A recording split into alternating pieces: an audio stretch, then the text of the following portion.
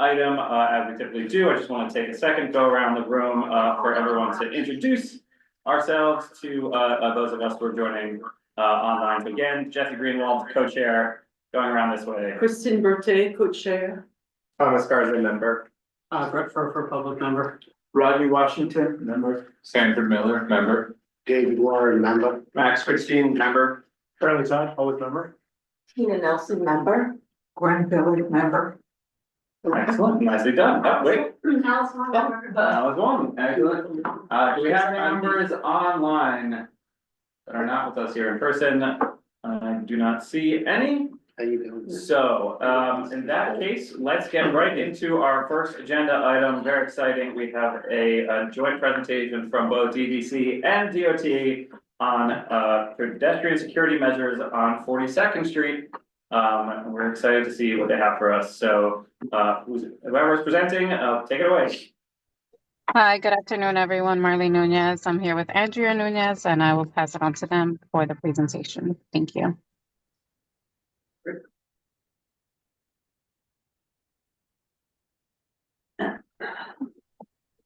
Good evening, everyone. I'm Andrea Nunez. I'm the engineer in charge for the design of 42nd Street perimeter security measures.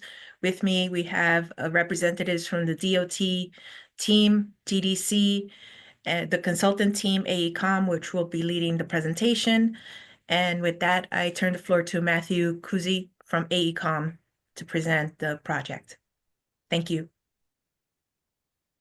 Thanks, Andrea, and hi, everybody. Can everybody see my screen and hear me well enough? Yes. Okay, great. Okay, so yes, this is the 42nd Street Pedestrian Security Measures Project. We are located between 7th and 8th Avenues primarily. I'll just go through quickly here the agenda for our presentation. We have just a quick background and we'll go over the project location. We'll highlight some of the project goals, the funding and stakeholders, envision and the framework that we're using for sustainability on the project. Then we'll dive into some site photos and existing conditions. And then we'll go into the concept plans, proposed utility work, the security measures, and security planters as well. And then we'll wrap up with the project schedule and next steps. So I think everybody is pretty well familiar with the location, located in the heart of the theater district here. There's very intense pedestrian congestion on the sidewalks out there now. It's a major tourism and entertainment area. We have several major subway lines going through the project site along 7th Ave and 8th Ave and Broadway, in addition to several bus stops within the project limits. And to the right, you can see the existing condition now. As of 2019, DOT installed bus lanes in both directions along 42nd Street. These bus lanes are extra wide right now to save space for the sidewalk widening that will be proposed as part of this project, along with the security infrastructure along the new curb lines. So here's just an overview of the site location here. So we're on 42nd Street, between 7th and 8th Avenue. We do go down 7th Avenue to 41st Street as well. And then we have some water main work on Broadway. So the main goals of the project, easing sidewalk congestion and improving the pedestrian safety on those sidewalks by widening them, introducing security infrastructure to protect the pedestrians from aberrant driver behavior, and removing temporary security items that are out there now. So we have the existing concrete barriers that are movable. We'll be making permanent features in the form of bollards and planters along the curb lines. We are fully reconstructing the roadway and the sidewalks between 7th and 8th Avenue on 42nd Street as part of this project. Another major component of the project is replacing trunk water main and distribution water main and some combined sewer on 7th Ave. There's a major 48-inch trunk water main going down 42nd Street, and we will be replacing that along the entire stretch within the project limits. And lastly, as I mentioned, we'll be addressing sustainability measures through the Envision framework, which we'll get into in a little bit. In terms of funding, we have from DOT capital funding for the construction, 41.7 million. For the DEP scope, we have 15.2 million for the construction. And here we have the numerous stakeholders that are involved in the project, including Community Board 4. So I think many of you may be familiar with this Envision framework, but if you're not, it's similar to the lead for sustainability of buildings. So this is more for the roadway infrastructure projects. So there's a number of categories that we try to achieve a certain level of credit and achievement with the eye towards sustainability and resilience. And the city has been adopting the Envision framework for a couple of years now. They've identified several different types of projects. This is falls into the streetworks typology. So as part of that scope of work for this project, we prepare what we call a sustainability work plan, which considers all of the opportunities and ways that we can try to improve the sustainability and the impact this project has. So we do that through tracking the project with scorecards and documentation to back up the credits that we try to achieve. And the city can choose to submit for verification of Envision achievement to achieve that and be awarded that level. There's several different levels of achievement that you can obtain.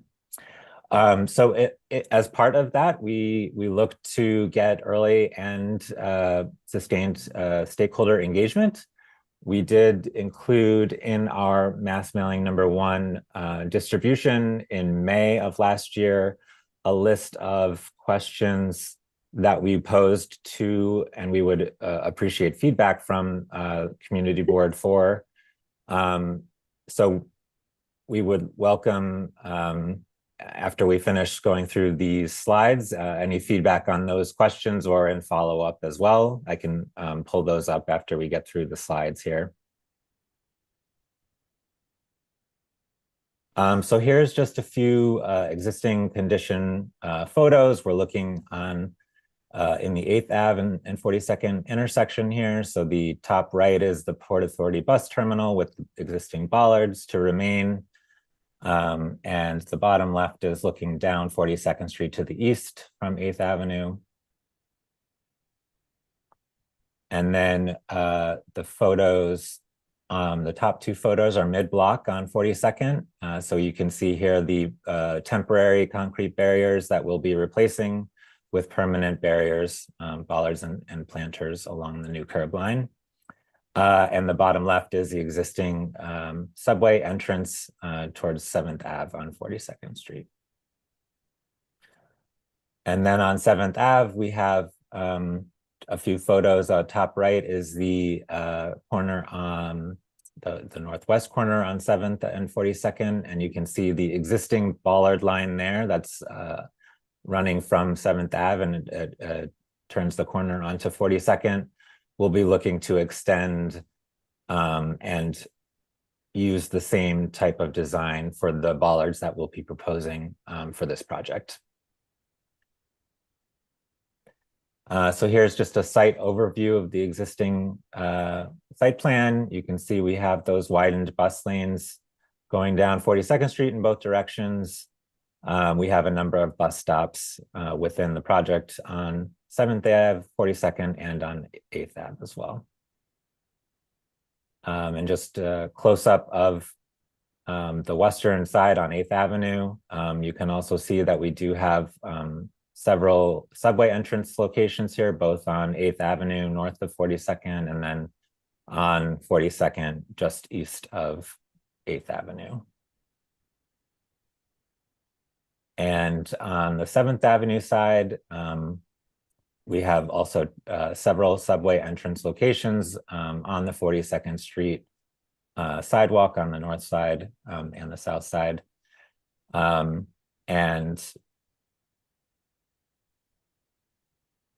getting my bearings here. Okay, yep.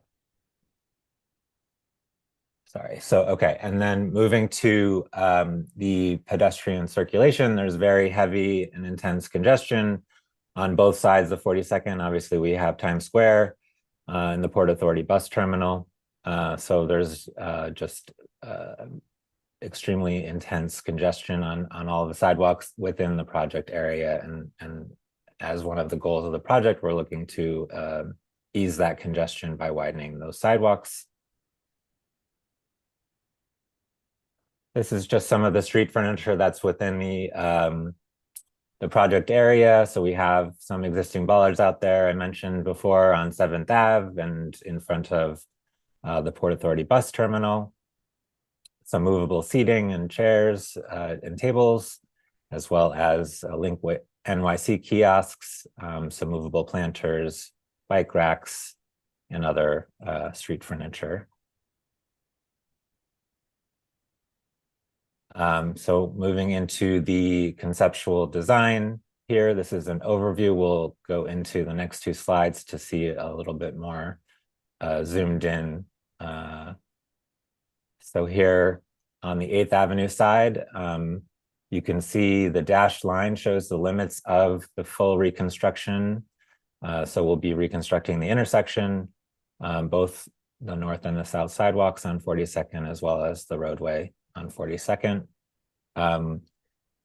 We have, you can see along the curb line, the proposed security bollards and planters interspersed on both the north and the south sides. We're also extending 5 to 6 feet the widening on both the north sidewalk and the south sidewalk of 42nd Street. And on the 7th Avenue side, continuing those security features and the widened sidewalks, we also widened the west sidewalk on 7th Avenue between 41st and 42nd.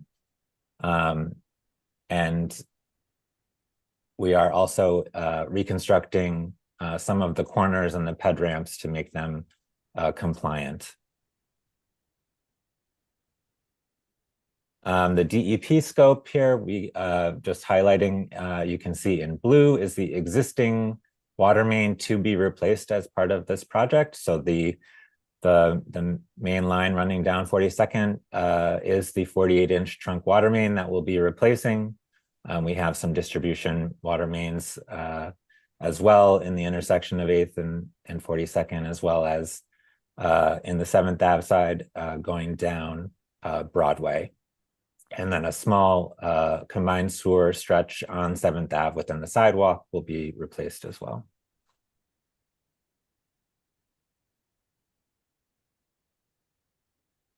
So here we just have a kind of blow up detail area of this new proposed widened sidewalk along with the security measures. So we have the circles here, you can see are the bollards spaced at about 5 feet apart.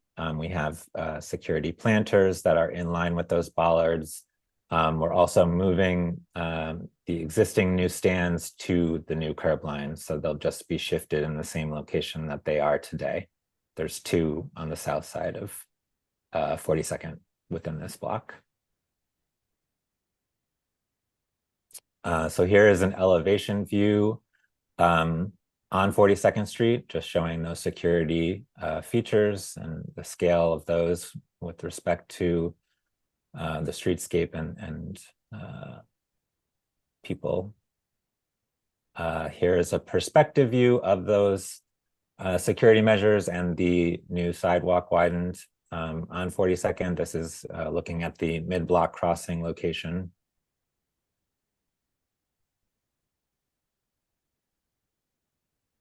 And we are proposing for the sidewalk on 42nd, a concrete, pigmented concrete with a London scoring pattern, as you can see here.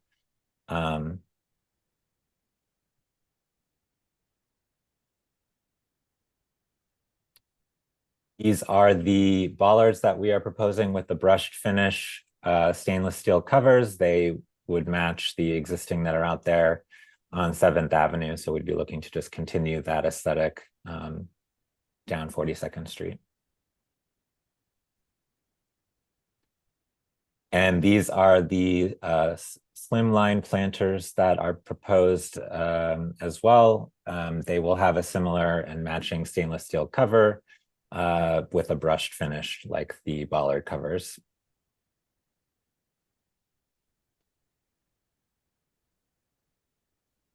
And so just wrapping up, we have the project schedule laid out here. So in 2023, we did receive the curb geometry approval from DOT. We distributed mass mailing 1, as I said, last May.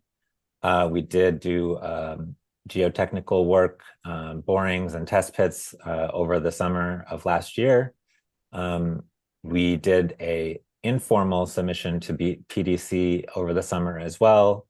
We'll be looking to do a formal preliminary submission to them this spring, and distributing the mass mailing number 2 as well in this spring, with final PDC this fall and final design document submission by the end of the year. And with that, we would anticipate the construction to begin in the summer of 2026 and last for approximately 4 years.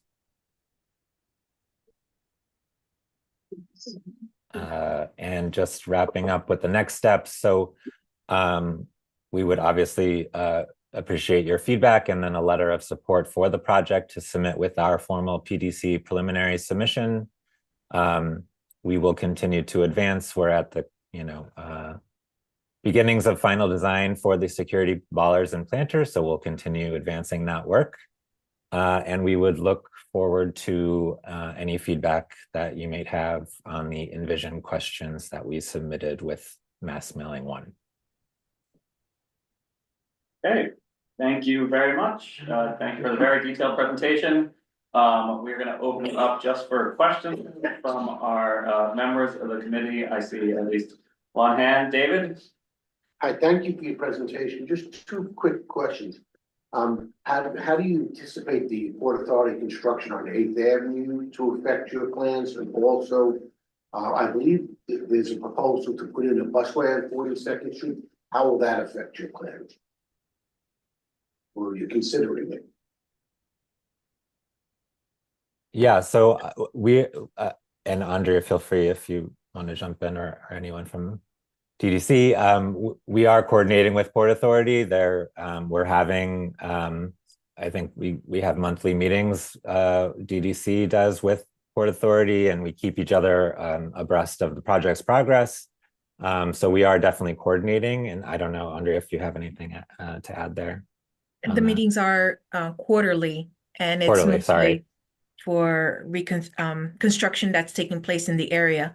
So during the summer, when we had the test pit program, we were informing them of possible changes in traffic patterns as we were doing the test pits on 42nd Street. We continue to, we've shared our drawings with them. We are aware of their schedule, and we will continue to coordinate with them as we proceed to finalize the design and to coordinate the construction phase. The construction phase is anticipated to be 4 years because of the level of coordination among the different stakeholders in the area. What about the busway? The second question, and just to repeat it, that David said was, and this is certainly for maybe many people on the call right now, but we along with CB5 and CB6 all joined together last month, and hopefully you saw, we sent you a letter requesting that a serious look be taken at turning all of 42nd Street from the west side all the way to the east side into a busway. much like what was done on 14th Street. So expanded sidewalks, as you are doing, and including and then dedicated bus lane, limited to other vehicular traffic. So I guess David's question is, has that at all been considered, as you are basically halfway there with the sidewalk widening? Have you seen our proposal, and if you have thoughts on it, it would be appreciated. Personally, at DDC, we haven't seen the proposal. I'm not sure if it has gone through the Borough Commissioner's office at DOT. I can jump in, Andrea. This is Casey Grell from DOT's Public Realm Unit. So I think we have seen the letter that was sent from CB4. As you said, we are kind of halfway there by widening the sidewalks. I think because this is a one-block project, we haven't really considered a busway as part of this project, but the geometry as proposed doesn't preclude one in the future if we get to that point. And in general, this is kind of the typical cross-section for a busway potentially along this corridor due to the heavy loading needs. So we would still need to maintain a curbside loading lane for all of the theaters while maintaining 2 dedicated bus lanes. So this project is not in conflict with any potential future busway, but because of its limited scope, didn't consider the full corridor for a busway treatment. Sorry, Brett. Well, first I want to address co-chairs on this question before asking other questions. This is not in our district, so are we commenting in case they want to move the west side of, Because you had a major impact on our district. no, but I'm saying in terms of the sidewalk questions, things like that, the bollards and. It's next door. That's fair. Also, I mean, like, but does it, when it goes into that intersection, Yeah, it does. that crosses into our district? Yeah, with that, I We mean, got just, yeah. yeah, I mean, if you cut down the middle of that, Yeah. but, But you're right, we could limit our questions. yeah, I mean, cause I do have some questions on the bollards, cause either right now, unless there's street furniture near the curb, people, because of the congestion, can get fairly close to the curb in some places, and there's a lot of near curb activity that happens, and based on the diagrams, it looks like these bollards are more than 3 feet from the curb, so even though they're extending 5 to 6 feet out, 3 feet gets given back to the bollards. So it's really only in effect a 3-foot addition to relieve all the sidewalk congestion. And what we have, especially on our stretch in Avenue, a lot of the buses, the commuter buses that are stopping on the way to the Lincoln Tunnel, especially end of the workday, we have people lining up, queuing to get on the buses, which adds to the congestion of these bollards. I'm wondering how you guys are considering the future of these bus stops for these commuter buses. They don't have commuter buses over there. Between there, and okay, so this is, I guess it's gonna come over to us. I guess I'm planting the seed that when you're coming west, we do have a lot of onboarding on these buses, but also other street furniture, sidewalk vendors, many who are not their legal positions, are now gonna be physically pushed away from the curb. So my concern is the hardened bollards, while I understand it's important for security, especially after we were seeing in New Orleans, on New Year's Eve, was that that in the name of alleviating congestion and extending the sidewalk, it might actually be constricting some of that the space because of the hardened bollards. So, yeah, got it. If you guys hear the question? Nice, So to boil down yeah. the question, how wide is the sidewalk today? And how wide will it be at the end of the project minus the bollards? So I can take that one. So the widening is 5 to 6 feet on the north and south sidewalks along 42nd Street. The security elements are set back about 18 inches from the curb, and the bollards themselves are about 12 inches wide. So you you're losing about 2.5 inches there, I guess, Yeah. from the roadway curb line to the inner edge of the bollard. And so what's the resulting This is showing. size? What is the resulting size of the sidewalk? When Let everything me is pull added up. minus, etc. Yeah, let me see if we have, I don't know if we have that dimension exactly here, but. It's about 27 feet. Oh, thanks, Mark. It's Thank you. 27 feet with inside the bollards, right? No, that includes the bollard. So you subtract 2.5 feet from that. So you'd have 25 feet. Your diagram showing What? where the 3 feet. If it's 27 feet minus 2.5, What slide number is that, Brad? This is this slide. Can you 24. see what slide number it is? It'll be double. Oh, okay. I don't know if it doesn't number the slides. In the bottom right corner, No, I just lost all of them. Well, you guys Yeah. have cross sectional with the Inches, distances. inches. Yeah, it says 18 inches. Okay, no, 18 plus the foot, Okay. right? We also have to consider that there's existing big concrete barriers on the sidewalk that is Yeah, already yeah, there. no, we do. We're not criticizing, we're just asking questions. And a lot of them. Charlie? Thank you guys for the presentation. I want to echo the other, extreme interest in having a busway here like we have on 14th Street. I think there's a lot of excitement for that in the community. I'm curious, what it's going to be like for the 4 years of construction, in terms of bus traffic. And if we're gonna, we all lived through the construction on 9th Avenue of the water main project. So are we gonna prioritize buses, or are we gonna prioritize, personal cars during that time? And that might be an opportunity to have a bus lane. If we have to lose a lane anyway, we might need a busway by definition of, constricting the road for construction. Yeah, We're in the absolutely. Go ahead, We're in the Andre, sorry. process of developing construction staging plans, which would be part of the mass mailing that we would distribute. And we'll take that into account. We will be coordinating with the Office of Construction Mitigation and Coordination with DOT to determine the stipulations for this project. Generally, south of 45th Street is my understanding that most of the work is nighttime work. And given the location of, and it'll be coordinated during construction, but we'll take that into account and evaluate it. So is it going to be nighttime work or not? Usually in this area would be nighttime work. One other question, and this is also admittedly not exactly in our district, but Broadway, there's a big vision for Broadway too, and pedestrianizing a lot of Broadway. And in fact, 40th Street between 40th and 39th is completely pedestrianized with a two-way bike lane. So I would keep that in mind as you're designing south of 42nd, between 42nd and 41st, or 41st and 40th. It would be great if it could match the great work that's already happened in the plaza between 39th and 40th.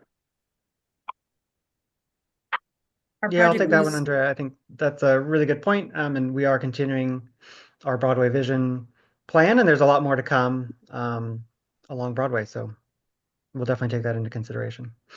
Thank you. Go. I just have a question about the planters. If you go back to that slide that shows the dimensions and that section Yeah, view. sure. Yeah, I think this is an extremely ugly planter, to be honest, and extremely out of scale with the area. I mean, there's a lot of hardscape here, and it seems like these are very, very tiny with a very small planting medium. I just don't see the point of them. They look like trash cans, and I feel like they're gonna be used as such. And also the perfect height where someone's gonna hoist themselves up and sit on it. I don't know if it's possible to integrate seating with these to prevent that, but also expand these, because that is such a small amount of plantable area for this area that has so much pavement. I just don't see the point of these.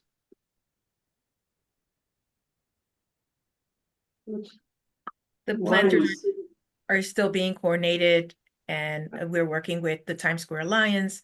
We have meetings coming up regarding how these would be maintainable in the future. Mhm. And we have had requests to explore larger volume of planters, but that impedes the pedestrian walking zone. And so all that to say that it's still undergoing evaluation. We appreciate your feedback, and we will take that back and continue to fine tune the design around the planters. That's great, and it's not, is it brushed stainless steel? Yes, brush finish stainless steel. Great, that's at least easier on the eyes. Thank you. Anyone else from the committee have questions on this presentation? I see Christine with a hand.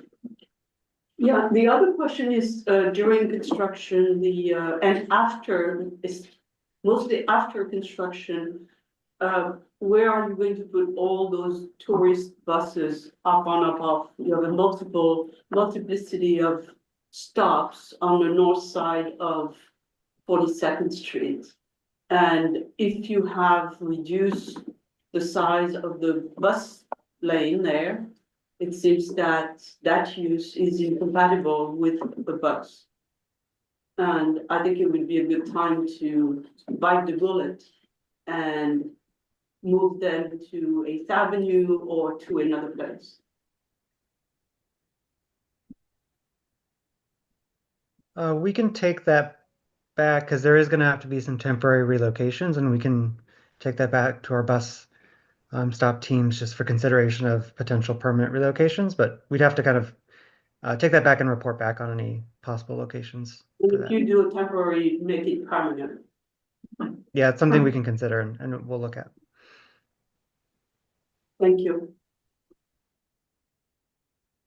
Okay, are there any members of the public who'd like to speak? I see one in the room. If you're online and have a question or comment, raise your hand and Janine will move you over. But starting here in the room, you can introduce yourself and ask a question. Yeah, my name is Jahaya. Oh, and speak up because the microphone here. My name is Jahaya, so I guess I'd like to comment on the 4-year construction timeline being sort of night only, since we've sort of experienced this in same sort of situation on 34th Street, where it's still ongoing, and just the timeframes for night only construction get so drawn out. So I'd love to come and extend the hours, be it from the day or include weekends, or find ways to increase the working hours for the construction to cut down on the time frame.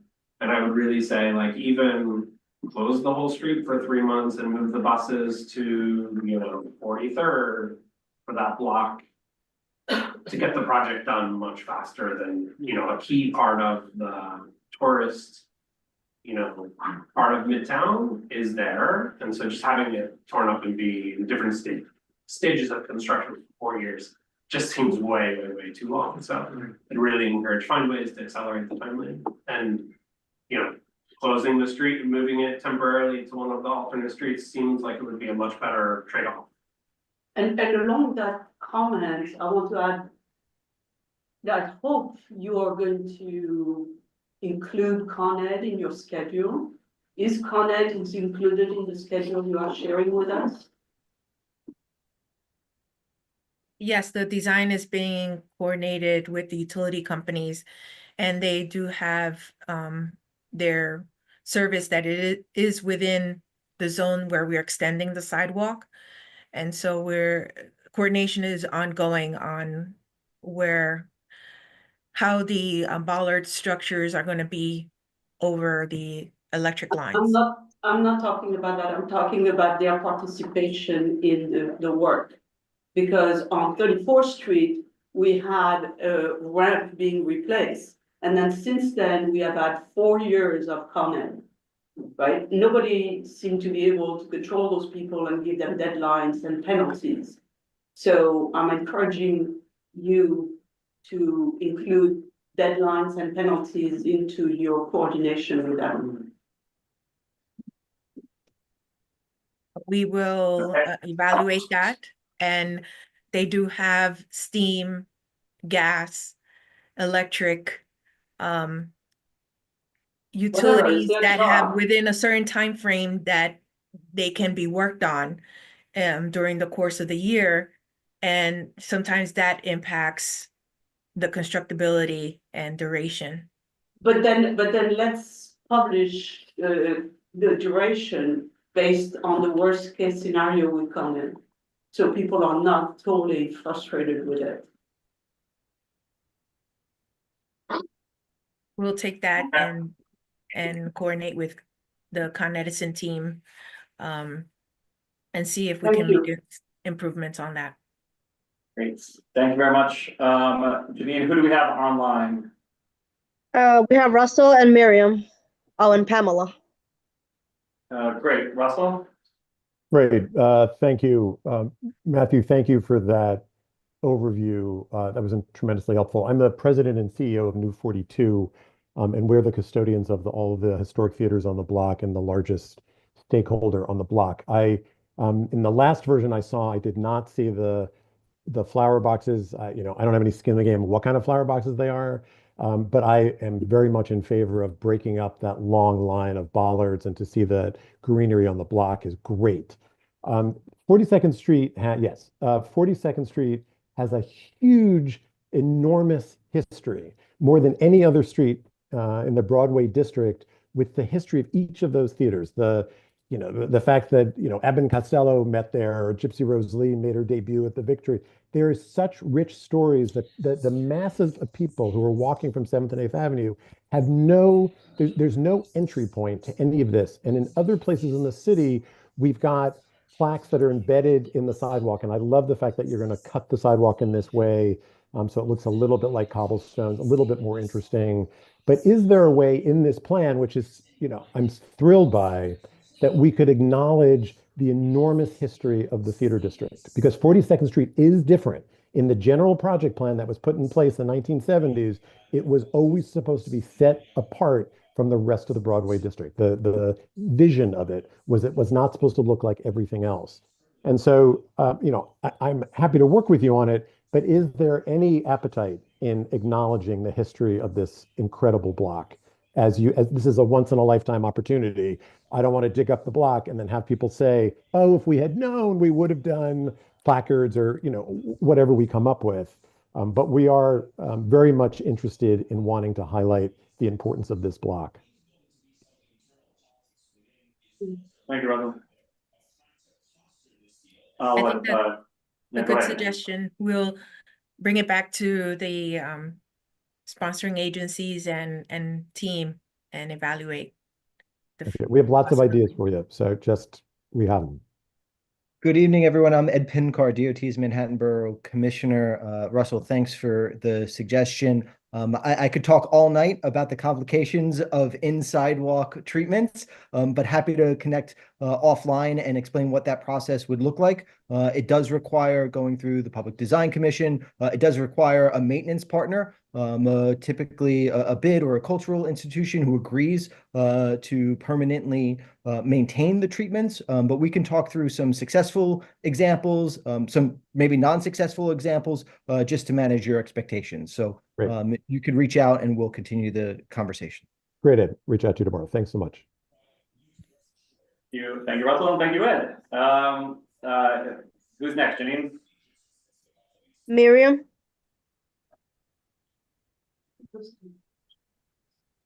Miriam. And then after Miriam is Pamela. Pam. Hi. Okay. I'm here. Go ahead, Miriam. I'm going to mention, this might surprise you, bus stops. What do they look like? I didn't see any illustrations. I have a picture of a bus stop on 42nd Street with somebody sitting on the sidewalk because there was no bench or shelter. Do you have any photos or illustrations of your renderings of what the bus stops will look like? So we are not proposing within the project limits any bus shelters or benches. I think we just continue the bollard line. The bollards are spaced a little bit farther apart at the bus stop specifically for easier on and off access to the buses themselves. But we don't currently have any plans for any other types of street furniture in the bus stop area.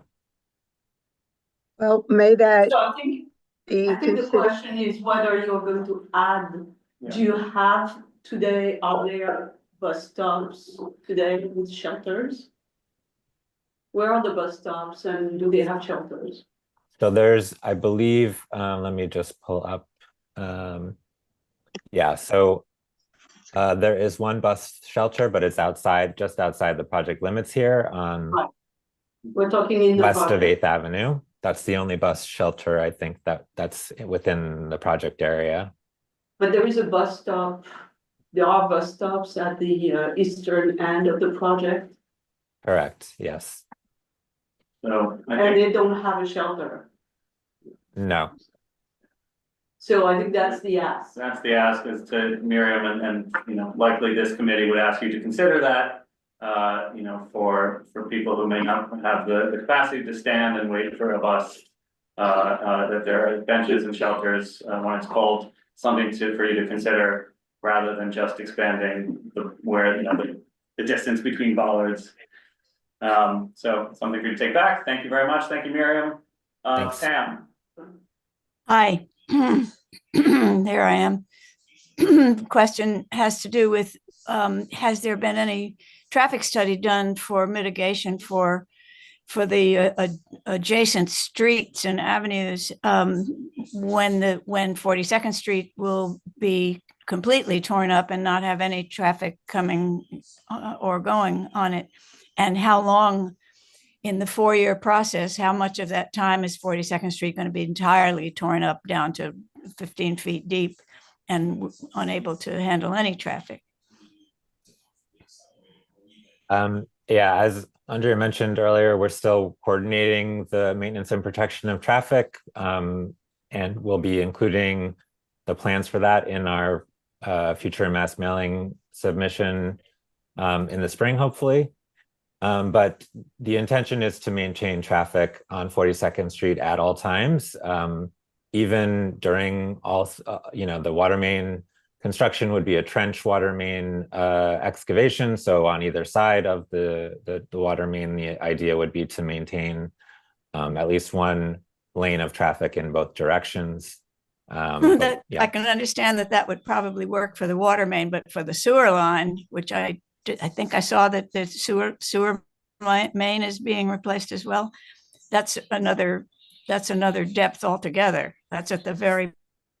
So the sewer line is limited to this one stretch here on the sidewalk on 7th Ave. So it's a little bit less invasive. It was sewer and water and gas and then electric and the whole 9 yards, and the street was completely closed.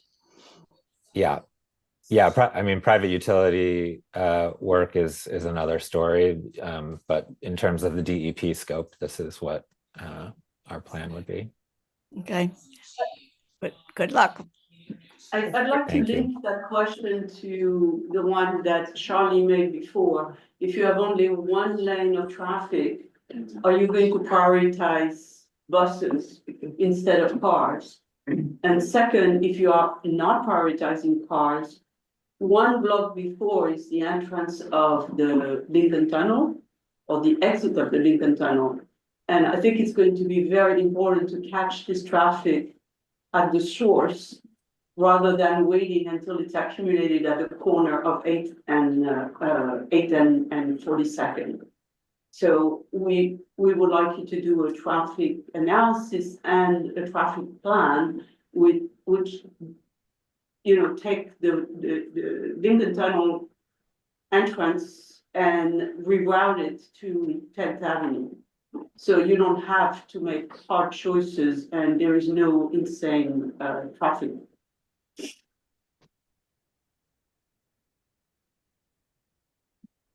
Noted. I don't know if anybody from DOT or DDC has a response to that. You don't need a response. I think you need to take it into account. It's going to be more of a comment for you guys to bring back and think about. We don't need a response right now. Right. Anyone else from the public, Janine? Yeah, I brought over Emily. Emily, Jacoby, hello. Go ahead, Emily. Hi, everyone. Thank you for this presentation. I'm Emily Jacoby. I'm the Manhattan organizer with Transportation Alternatives. We're really excited about this proposal. I think it's really comprehensive in extending the pedestrian space and fits very well with proposals supported by CB4 last month to create a full busway. So I just want to reiterate what Charlie said, which is that this makes a good opportunity for during that construction period to rethink traffic flow and prioritize that busway as well as extending the necessary pedestrian space, and would uphold that those amenities for the bus shelter would fit really well in that vision, also connecting to Broadway. This is great. Would also love to see more rethinking and rerouting of those tour buses, both during this and during the construction period and after. So thank you for the presentation. Great, and thank you, Emily, for the comments. Okay, is Janine, anyone else from public? No, that's all. Great. So let's return now to, well, I guess, Matthew, to go back to you real quick. Did you say you had questions for us that you wanted us to address? Or was this information and we've asked you questions and we're giving you comments and you'll take that back? Because typically the procedure would be, we've heard your presentation. I've collected the comments that have been made and the questions that have been made here. And we would write you a letter with our ideas and our proposals for you to take into account, and our concerns.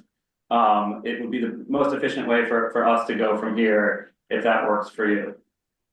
Yeah, so as part of the previous mass mailing, we submitted some of these questions that would help us achieve the Envision credits that we would need. So we're just looking for, and these can come in and follow up, and we can share these again if you don't have them handy. But can you resend that? Because I have no recollection of seeing those questions.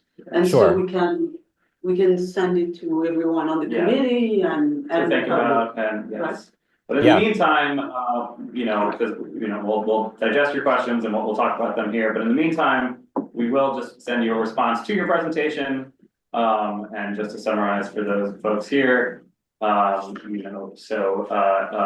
mitigation strategies about traffic, about prioritizing buses over vehicles during the 4 years of construction. Really considering strongly our proposal for a busway as part of this operation, since there's already so much work going into this.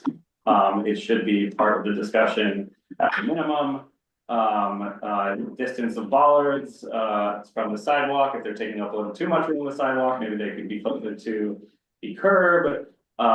Nighttime work, does it have to be all at night? Can it extend into the day? Because we've seen some of the negative effects and how the prolongation that just staying in the night, what the ramifications of that. Re-looking at the planters, we have some people think that they are not pleasing to the eye. Making sure that Con Ed is included in construction and that there are deadlines and penalties for Con Ed. Coordination with Mr. Granite Russell in terms of acknowledging the history of the theater district. And bus stops, please take a look for the 1 or 2 bus stops that are in this project area. If you could consider putting in shelters and benches for our neighbors who may have disabilities. And that is everything summed up. Does anyone from our committee have any other comments that they'd like to be included in the letter? Otherwise, is there a motion? I'll add more planters too. And add more planters. Great.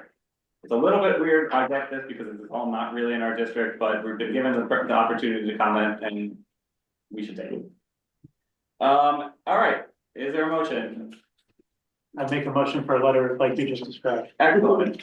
Okay, all those in favor of a letter that addresses all those comments?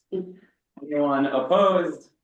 Present not eligible. Great, so we are writing you a letter. Thank you very much for the presentation, for everyone who worked on that presentation, answered questions. It is certainly much appreciated. I know a lot of work went into that, and we will continue to be in coordination with you for many years to come, since this seems like we are really at the beginning stages of that. And it's as if You literally cannot get more, like, how much more construction can we have in one, like, 2 square mile radius? We're gonna find out. We're gonna find out what happens. It's gonna be exciting. Thank you very much. We're gonna move on to the second agenda item, because we still have a lot more to get to. So, Thank you. Thanks, guys. Thank you all. Next up, we have, DOT, I assume different people, from DOT and the MTA, to present on the 34th Street Enhanced Bus Priority Service. And whoever is in charge of this presentation, take it away. Well, good evening again, ladies and gentlemen. Ed Pinkar, DOT's Manhattan Borough Commissioner. It's so great to see many friendly faces.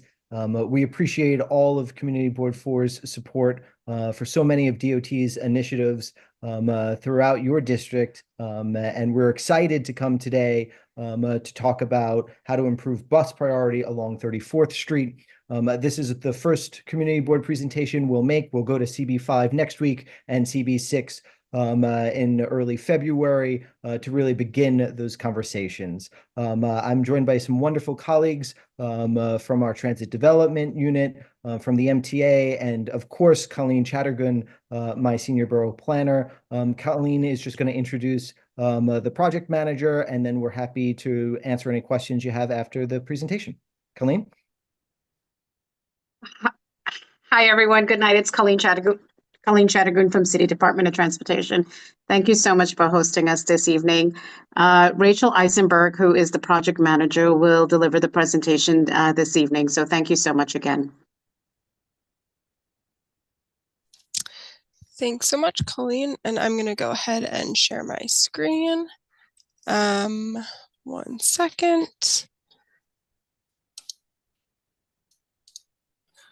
All right, is everyone seeing that presentation? Yes. Okay, perfect. So as Colleen said, my name is Rachel Eisenberg. I'm a project manager in transit development. I am joined by MTA colleagues Joe Charamonte, who will be presenting a little later, as well as Mariah Richardson and Alberto Roland. So today we're here to talk about 34th Street. And let's get started. So we'll start with some background information, move on to existing conditions, talk about some of the work that we've done thus far. We'll go over our toolkit, and then we'll move on to our next steps. So just to start out with some background. So our study area extends from river to river. Of course, CB4 on 34th Street spans from 12th Avenue to 8th Avenue. But, why are we talking about 34th Street? Of course, it's a critical crosstown connector, numerous subway, path, Long Island Railroad, New Jersey Transit, Amtrak, so many connections to local bus routes, express bus routes. It's a major truck route. On all of the M34 and M34A SBS buses, as well as the express buses on 34th Street itself, there's 28,000 daily bus passengers. But weekday bus speeds are only about 4.6 miles per hour across the corridor. Of course, 34th Street is also located within the congestion relief zone. So that makes it incredibly important to look at, especially right now with the recent launch. So 34th Street was also included or was identified in the New York City Streets Plan, which is a 5-year transportation master plan. And it was also identified in the Connecting to the Core report that came out last May. This report identified potential projects within the central business district to make sustainable travel easier, safer, and more reliable. So now I'll move on to some of our existing conditions.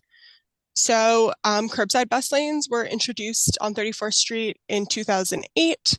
That was soon followed up in November of 2011 with the launch of M34 and M34A Select Bus Service in partnership with between DOT and MTA. As a part of that launch, we upgraded many of the existing curbside bus lanes to offset bus lanes. We added 11 bus bulbs for faster boarding and improved pedestrian experience. And as many of you know, additional work is still underway on some of those bus bulbs. So as I mentioned, we have a mix of curbside and offset bus lanes along 34th Street. And as you can see from the diagram here, kind of showing the difference between the two, I'm sure many of you are familiar, but I'll quickly go over. A curbside bus lane, which you can see here along the south sidewalk, runs directly next to the curb. And on 34th Street, those curbside lanes are only in effect Monday through Friday from 7 a.m. to 7 p.m. Unlike in this example segment on the north sidewalk, we have an offset bus lane. So there is the parking lane against the curb or, other loading space, bus stops, whatever it may be. And then offset from that is the bus lane. On 34th Street, our offset bus lanes are in effect 24/7. And, because we have a mix on 34th Street, it means that sometimes, especially during off-peak hours, when the bus lanes aren't in effect, like on the weekends or in the evenings, buses often are merging in and out, causing some friction with general traffic. Yeah, I'll also note that for both, for when the bus lane is offset, it does pull to the curb for the bus stop where there is not a bus bulb currently. Just mention that. And now I'll turn it over to Joe Charamonte to talk about bus speeds. Hi, everyone. You could hear me okay? Yes. Great. So I'm Joe Charamonte with New York City Transit. I'm in the bus service planning group. So I'll talk a little bit about the bus speeds on 34th Street. So bus speeds did improve after the launch of SBS in 2011, though the M34, M34A SBS is still one of the slowest buses in New York City at just 5 miles per hour during the weekday peak. So the current bus lane design is not working as planned, particularly where the lanes are curbside, as Rachel had mentioned. Bus speeds are as low as 3 miles per hour. That's the red color areas on the map. On the average weekday, we see roadway congestion causing over 750 hours of passenger delays on the M34 SBS routes. And when you look at weekday average bus peak speeds on the 14th Street busway, they are about 15% faster than on 34th Street.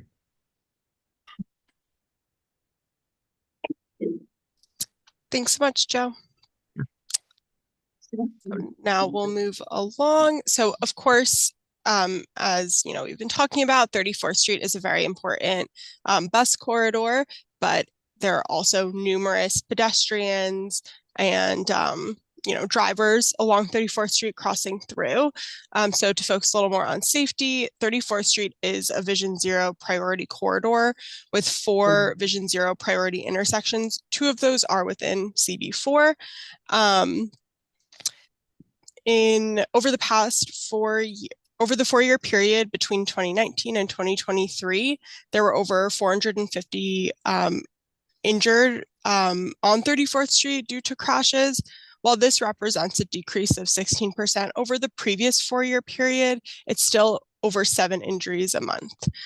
So making safety a really top priority, especially for this corridor for us.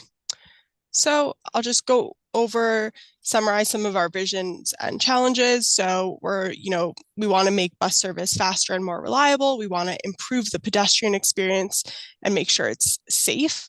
And we want to ensure there's access to businesses. Obviously, this is also a very large commercial corridor. Some of our challenges include vehicle access needs, the tunnels kind of bounding either end of 34th Street or access to them, and high demand from all travel modes. So now I'll talk a little bit about our work to date. So in September and October, of this past year, we went out and did pedestrian intercept surveys along 34th Street. We did over 350 on-street conversations, which resulted in 200 on-street surveys. People talked about slow bus speeds, blocked bus lanes, long crossing distances, and construction, which is very obvious in the area. 39% of people took transit on 34th Street, and 71% reported walking. Just noting that doesn't add up to 100% because people were allowed to select multiple, really highlighting how multimodal 34th Street is for most of the people who are on it, accessing it, going through every day. We also, in November of last year, 2024, we visited all of the businesses along 34th Street to talk to the merchants. This was between 2nd Avenue and 9th Avenue. Over 100 businesses ultimately participated in our surveys, and we asked about delivery schedules, businesses, challenges, and needs. Some buildings had access to loading docks. Businesses in other buildings relied on side street parking and hand carts for final delivery. And overall, most businesses noted a need for additional loading space, either on or around the corridor. So now I'm just going to go over our toolkit. A lot of these will probably be familiar to all of you because many are currently in use on 34th Street. So of course we have curbside and offset bus lanes like we talked about earlier, as well as bus bulbs. You can see here that offset lane, the bus, can just pull, doesn't have to pull in and pull out of the stop. We also have bus shelters, benches and leaning bars, as well as parking meters. I'll also note that while not shown in the photos, we also do have the ability to have both stationary cameras. Those are really great for our automated enforcement of cars driving through a bus lane for longer than the 200 feet before the right turn, and as well as the M34 SBS service is automated with the ACE cameras, or the automated camera enforcement, which really help with enforcing double parked vehicles. So we have some other items in our toolkit which aren't currently on 34th Street. Of course, we have busways, so 14th Street as the closest example.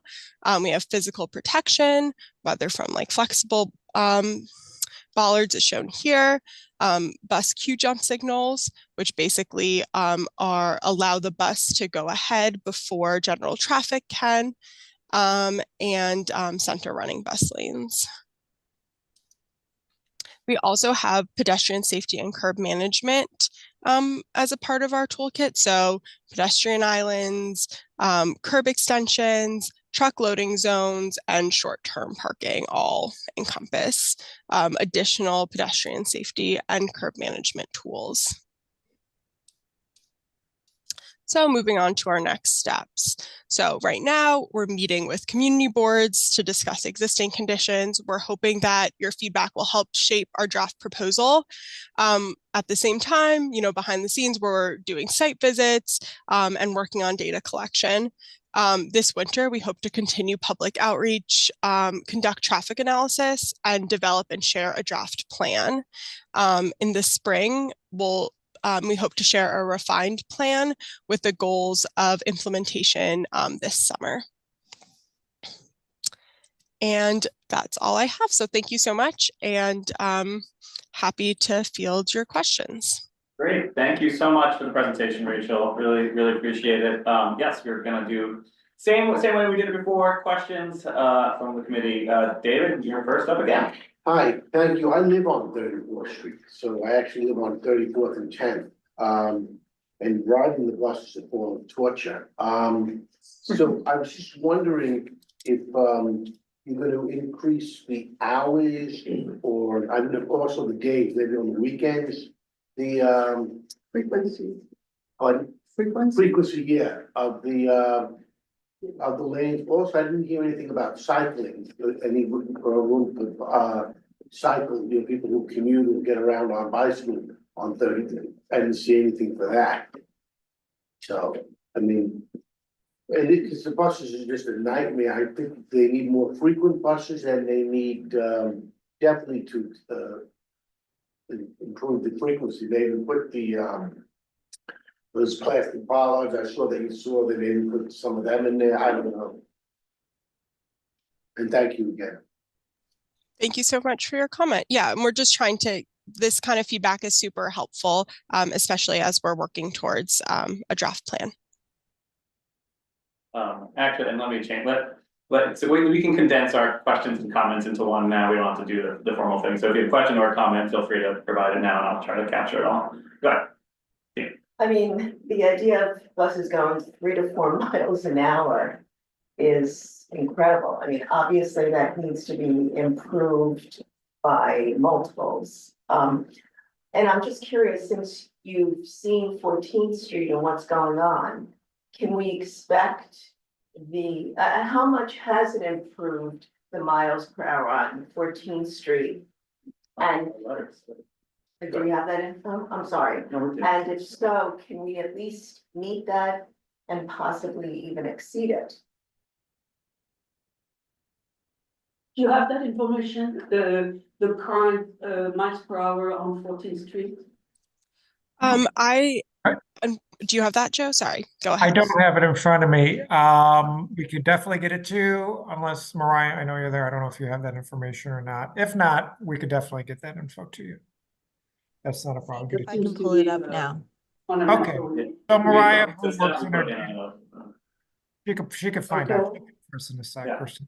Thank you. Charlie, go ahead. Thank you guys so much for the presentation, and just want to echo what Tina said about 14th Street. I think that's such a great model. I rode the bus on it last week and was amazed at how fast it went. And I know you can't copy and paste literally because there's different challenges and different corridors, but we'd love to see that at 23rd, 34th, and for the aforementioned 42nd Street as well as 57th. But so excited to see you guys working on 34th and speeding things up. And I really think 14th is a great model, making people make that first right turn so we can still have local deliveries and access, but keeping everything out of the buses is such a good model.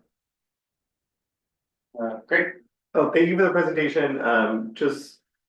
One of the stats you said was that the 14th Street busway has improved by 15%, which I was surprised by because it felt low.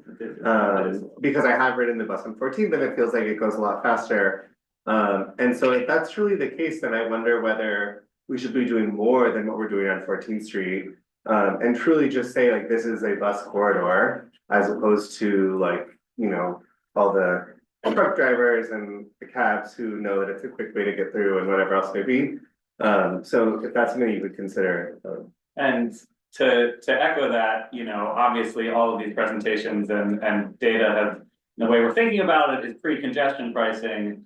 But we want to make sure that if things start looking differently and traffic is not, if it ends up being that cars really don't need 34th Street, we want to make sure that you're taking that seriously and you're noticing it. And because we want to create as many busways as possible going across town to fix this cross town issue. Because people rely on the subways to go north south, but east west, my God, we need our buses and we need them faster than 3 miles an hour. Brett. I'm just gonna do a little counterpoint to 34th Street. I see that as different than 42nd in terms of land use. While 42nd Street has the ends more residential. I think there's a greater concentration of residential and some commercial that get the deliveries on 34th Street more than on 42nd. So I think making that car free. I mean, in our district, we've got a garage on 34th Street with the rental car and. That's all true on 14 Yeah. too, they managed to make it work. Yeah, I mean, but the cars coming into making that turn, I'm a little less gung ho about a busway on 34th as I am on 42nd. Anyone else comments for? I wanted to ask a question about the only 15% increase, because maybe subjectively it seems a lot faster. Is it 15% on average, but like 50% or more on the peak time? Like during rush hour?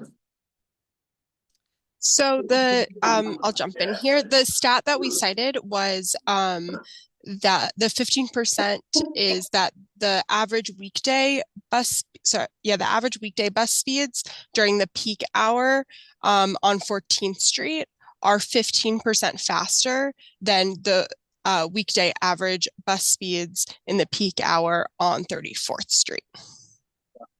And the stat that we had, which Christine just pulled up, was that the improvement on 14th Street pre and post making it a busway improved speeds by 30%. So that's. Do you know what the new speed is on 14? We don't? Okay, no, we don't. Yeah, I mean, if it's 15% faster than the existing speed, which is.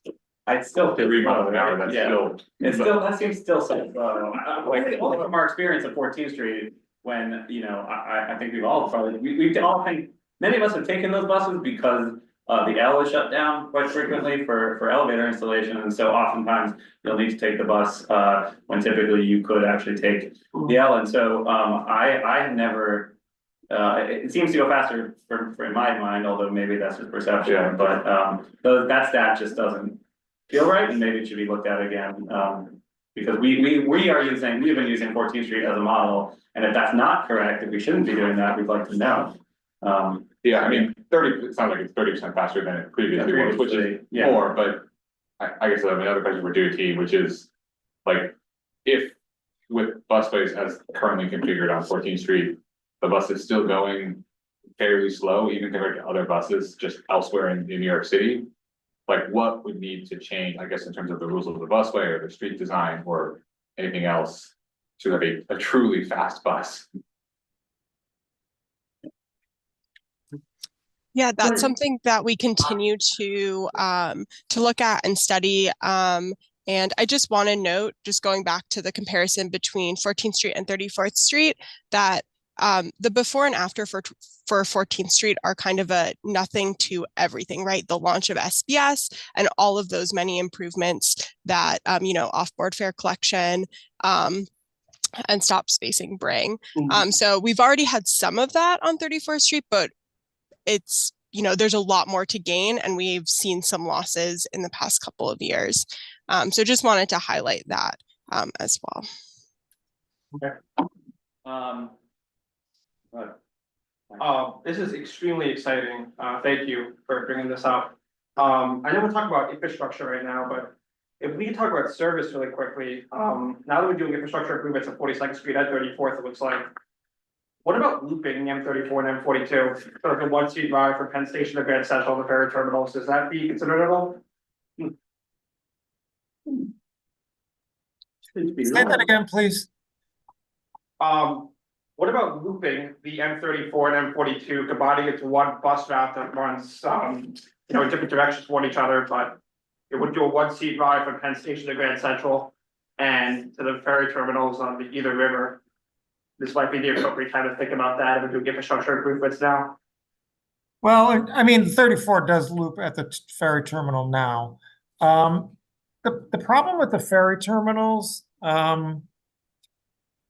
they get congested with their own buses sometimes, and they don't always necessarily let us on. In fact, we're looking, there's some work that's going to be going on the far west side of 34th Street that will impact our service on 34th Street. So we're looking at some alternatives for the future. And there's just some operational issues getting into the ferry terminal on the west side. The number of buses, some of the roads in there, especially with the articulated buses, which are big. It's more an operational thing than anything going through the ferry terminals. Yeah, I don't really mean looping in the ferry terminal itself. I mean looping on the street grid from 42nd to 34th and having them run clockwise and counterclockwise between 42nd and 34th Street, combining both bus routes is more my question. So they overlap. I mean, that's something we could consider. I mean, It would just be Definitely. nice to have a one-seat ride from Right, I the central understand what Penn you're saying. Station. All right, Yeah. that's something we could think about. I could take back. Brett, Just piggybacking on that, I mean, believe it or not, this actually came up as the side suggestion something like 12, 14 years ago when we were still meeting at Holland's.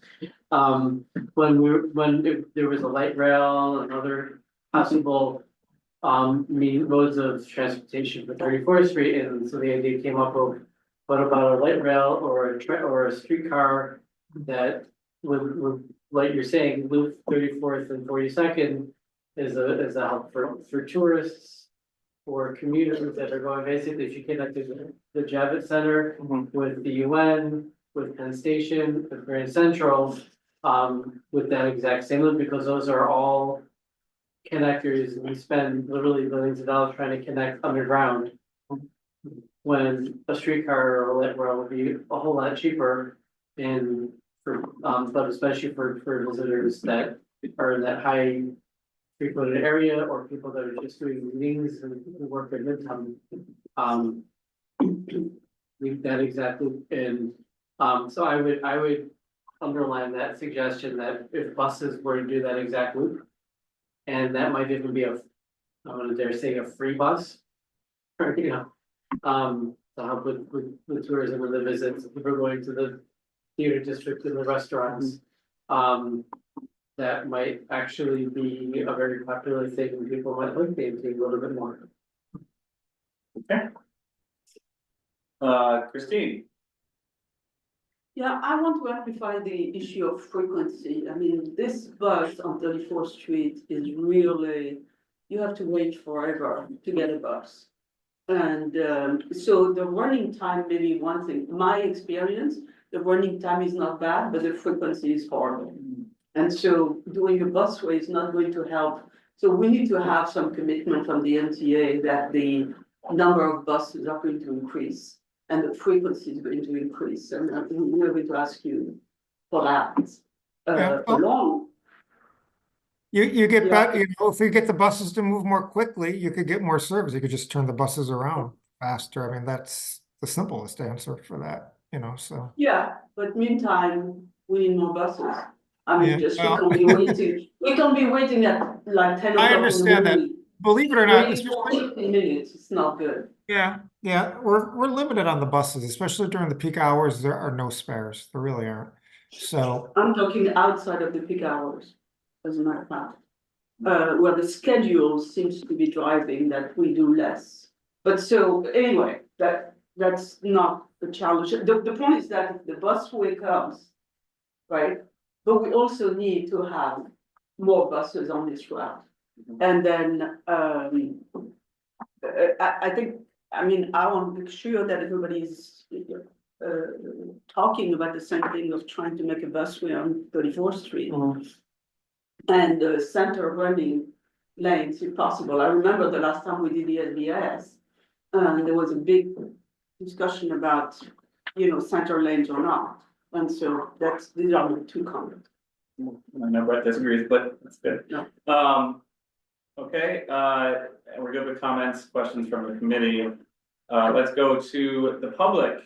Again, we have one in the person, and if you are online with us and you'd like to ask a question or make a comment, raise your hand and Janine will move you over, and as before, we will start in person with these. Go ahead. Again, my name is Jahaya. I'll just sort of echo support for busway, and I'll sort of mention two parts. One is that it's silly in 34th Street to have a bus lane that's only Monday to Friday. If it's good for Monday to Friday, it can be good for Saturday and Sunday too. So definitely minimum should be 24/7 for the bus lanes. And then I'll also say, like, a key issue on 34th Street that I've seen is the traffic coming off of Dyer will sort of fill up the street, and the NYPD traffic at the intersections is not a partner of the bus lanes, and they will wave people into the bus lanes. And so I think it's really important to talk about closing that left turn from Dyer that goes eastbound. As part of this, moving to a bus lane is not just that everyone gets to turn. I think they also need to not enter at that location. And then one of the things, like if there isn't enough appetite to go for a full bus way that's bus only end to end, I would say that maybe you could think about doing bus only towards the center of the city, but allowing other cars on the direction away from the center of the city, sort of like filtering traffic a little bit so that we make it easier for cars to get out of the congested area and harder to fill in that space. Thank you very much. Very helpful. Anyone online? Janine? I brought over Daniel and Emily. Great, Daniel, go ahead. Thank you. I support making this busway like the one in 14th Street. That would reduce congestion on the street. It would allow buses to operate more frequently, and it would make bus rides faster also. So that really works on 14th Street. And if it happens on 34th Street, it would work on 34th Street too. So I really support that. Thank you. Thank you very much. Any other comments? Emily?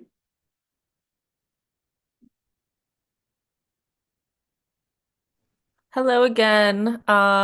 Hugely support a 14th Street treatment here. No surprises there. I'm like again.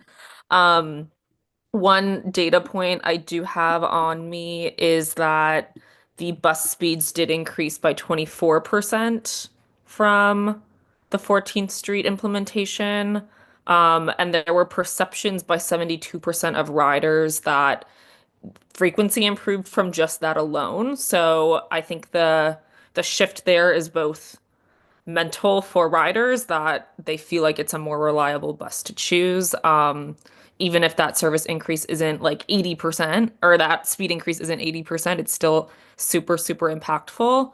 And I just wanted to note as well, in terms of the pedestrian safety side of this with the Vision Zero priority corridors, we really support this being a full 14th Street treatment because that project was so successful in reducing all injurious crashes, or sorry, not all, by reducing injurious crashes by 42%. So just re-upping how important this is for both safety and bus mobility, choice access, environment. Love this project, totally support this pairing well with 42nd Street as well. And thank you for the great presentation. Are we done? Wait, sorry, actually, anyone else from the public? Yeah, there's no more hands. Wait, sorry, who? No, there's no more hands. We're all no done. more, sorry, I misheard. Okay, Christine. Yeah, just wanted to make a comment about, the treatment of the sidewalk when you do the busway is really important. A lot of people at the time had concern about, the space being a little empty. And because we have on 34th Street so many pedestrians and such a dearth of space, widening the sidewalk is going to be an important part of it.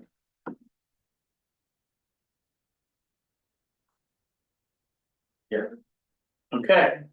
So with that, I'm gonna try to make this happen like we did this last time, which is as I just like we did for 42nd Street, I've collected comments, concerns, questions, and hopefully we will write you a letter with the following. And again, I know you've been taking notes and listening tonight, and we do appreciate it, but we always like to have things in writing and send it along afterwards anyway. Our letter will be in support of this project. And in support of the busway, because they are not giving any direction here. They didn't give any direction. Well, they said they want to know what we want. Well, no, they have ideas for. They have a toolkit. They have a toolkit, they have certain things, and we are going to commend you for the direction that you're heading in, and then we are going to ask you to go further. By making this a full busway, again, the 14th Street being the model. We're going to ask you to increase the frequency of the buses. Are we gonna ask for a bike lane? How do we feel about that? Well, I know on 14, bikes are allowed on 14. Are allowed on, but there's no actual There's no dedicated lane, lane. but there's no traffic. There's no traffic, so There's you no feel cars. fine, okay. So Jesse, sorry, there was a Yeah. hand up. Bridget had her hand up, but she just put it down. Oh, okay. Bridget, if you wanted to talk on this, we don't want to stop you, so you feel free to put your hand back up. Oh, there it is. Let's bring Bridget over.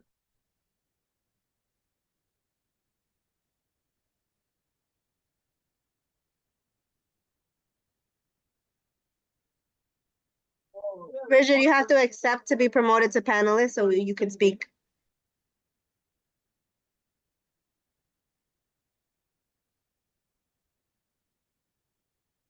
All right, while we're waiting for, oh, there she is, there she is.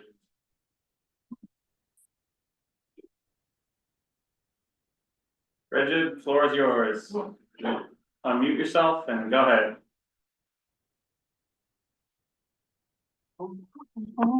Can we talk about 22nd Street? We are still on, item number 2, which is 34th Street, and then we will get to 22nd Street, so. Oh, I'm sorry. I thought that was over. Okay, I'll wait. Nope, we're Thank still on you. 34th Street. Thank Sorry, you. I'm sorry. No problem. It's okay. I'm gonna continue on my list. We wanna meet the improvements on 14th Street. Make it an actual bus corridor, so looping, look into the idea of looping 34th Street and 42nd Street into a one-seat ride, going opposite directions. Make the center running lane. Can we take this one as a separate vote? What? The looping. The looping, you wanna make a separate vote? Yeah. Okay, we're gonna do a side vote on 34th, on the looping. What a controversial proposal. No, it's fine for that. Bus lane should be 24/7 if we're gonna do, again, we're gonna, we will comment on your actual proposal and then, so if it is as you propose, bus lane should be 24/7. NYPD traffic closed left turn, from Dyer that goes eastbound. And if you do need to, keep traffic on the street, perhaps you do it in segments so that there's a busway more to the center of the island, but on the outskirts, on the east side, west side, maybe allow a little bit of traffic. And why is that now? Did I get it backwards? Right, it says doing the bus, restricting the cars which are going in. Yes. Right. And that doesn't limit just to the center, but we'll do it. She means the center of the city. Right. Right, the center of the city is what I meant, right? Is that that's what you meant? So like, it's a busway between 6th Avenue and 3rd Avenue and no, I still. So like, from, 8th to 3rd. Or from eastbound, 12th. You have, from 12th, you have bus only. But the other direction might be bus and truck or bus, truck and car. And outbound. I see. So that way. Right. It can reduce the contention in the Yeah. section. But I don't see, I'm not sure that we need to propose That's plan B. lower, right, plan B, you know what I'm saying? I think, we can say plan B. Right, yeah. As a potential. Yeah, as a plan B. As a plan B, if we can't get a busway, Yes. got it? And definitely looking into widening the sidewalk. And then the Lincoln Town traffic, did you mention that? That was it. Yeah. Dire. The diagram, yeah. Sorry. I heard a proposal, a call for a vote on looping to include in our letter, a request for the MTA to study and look into looping 34th and 42nd Street. That would be an amendment, so, right. Right, well, yeah, so we'll take it separately if you want to include this in the letter. Christine, would you like to explain? I think we heard what the idea, Christine, would you like to explain your opposition? I'm not opposed really as a plan B. I think that it would make the system slower because you have to go up on whatever First Avenue or whatever where you don't have a busway and down on 12th Avenue where we don't have a busway.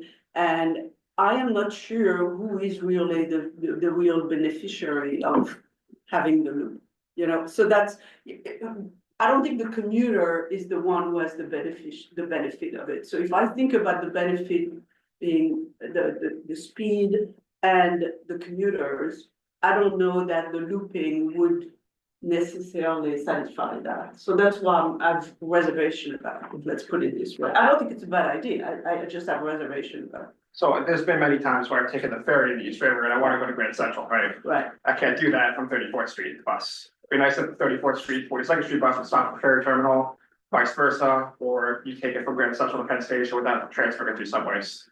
But I think that since we're talking about infrastructure improvements, I think the slowdown buses might be negated. And since you basically are doubling the service by going counterclockwise and clockwise, depending on where you are, I can take the counterclockwise or the clockwise one.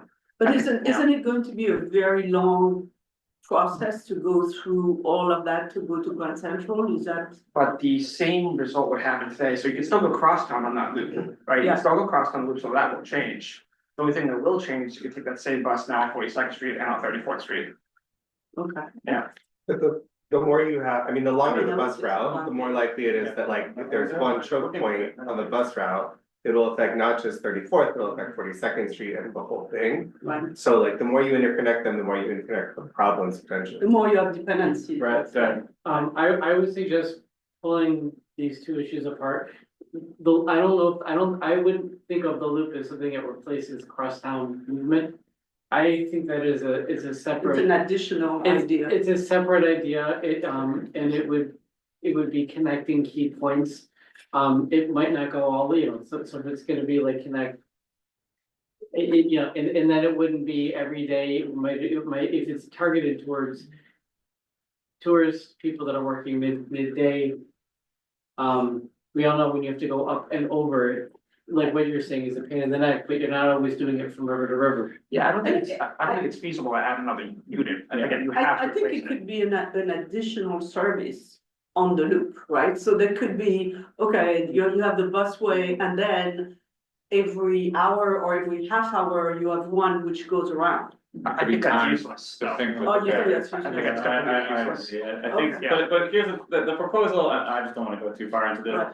Cause again, we're not asking them to actually do this, the letter would be asking them to just look into it and consider it if it would improve the lives of any of enough commuters that actually would take advantage of this service, maybe that we would like them to study that and look into that. That is the question. I'm gonna let David be the last one to speak on this, and then we're gonna vote on the amendment. Well, they speak on, I was just gonna add something, I should have added this earlier, this, stores getting deliveries and loading zones. And also residents getting a lot of the deliveries.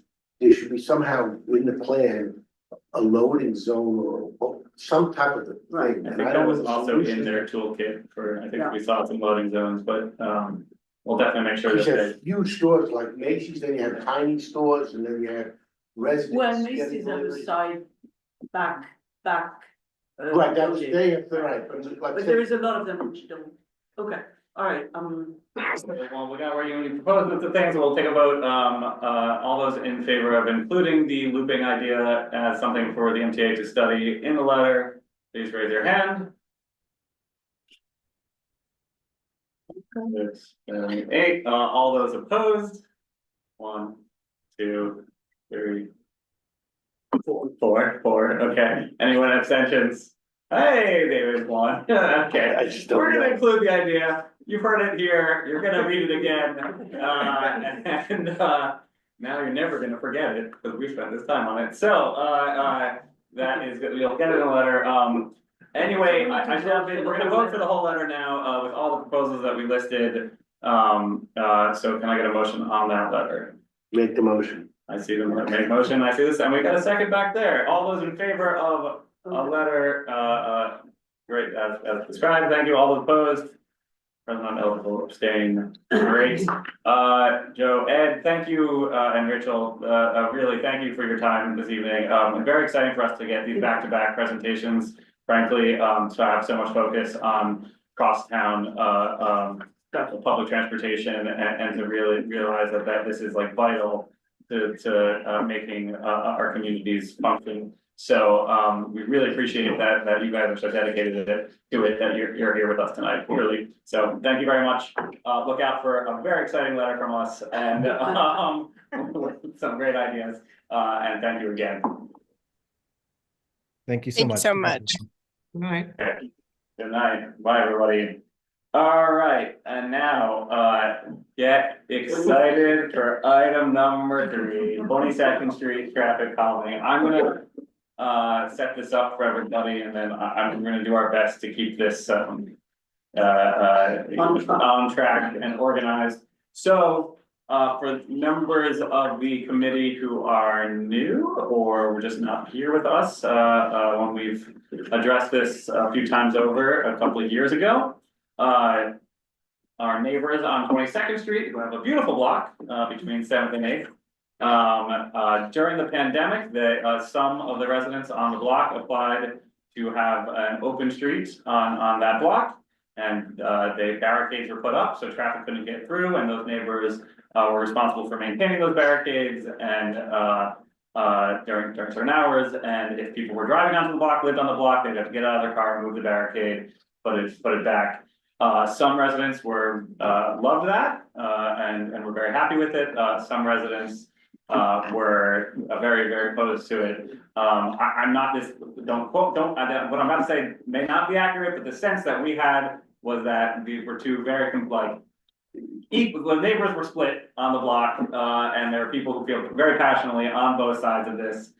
With them, we really never had any sense of who was in the majority on that. So we, at the time, came up with what we thought was a decent compromise and a decently creative proposal, which was to capture the idea behind limiting vehicular traffic on the street, to actually introduce traffic calming measures, which would slow traffic, but also push the traffic further into the center of the street through the use of planters and these blocks that are on the street. So it kind of expands the feeling of the sidewalk, and like there's more room to navigate. And so that's these traffic calming measures have been there. There are well, I'll let the presenters explain it more because I know there are pictures. But they've been in place for how long now? A couple of years, a year. Phases. Okay, yeah, okay. And at this point, there are, after having experienced this for some amount of time, there are some neighbors who are quite happy with how it turned out and think it's going very well, and there are some neighbors who are continue to be opposed or are opposed to this or have ideas for how to change it because they don't think it's effective. So the original presenters of this evening, the ones who are listed on this agenda, are from the block associations who will be giving a short presentation on this. We also have with us in the room neighbors who take the opposite view. And I'm not going to speak to what the presentation has, but they, I think, would like to defend the traffic calming measures as they are. And so we will hear from both of them this evening and then open it up to an even broader swath of participants who may come out on either side. And we will hear from everyone. But I would like to keep this organized. And I also want to say, because we spent so much time on this previously, that depending on how this conversation unfolds, if it does seem that we are at an impasse or that you know, the feelings remain really heated, we do not have to come up with a solution this evening. I'd like to, but if it really, I don't want this conversation to go on for 2 hours. So let's try to keep the presentation brief, and then we'll try to keep the conversation productive, and we'll see where we end up. So with that, let's have our friends from the Chelsea Block Associations come on and present, and we'll hear from them first.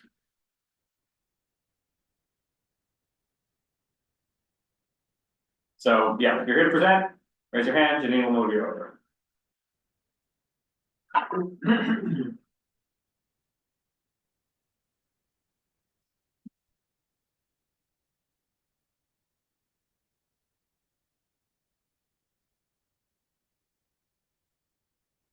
Right, I see Jasenko, I see Pam, I see Caroline. Oh, yeah. All right.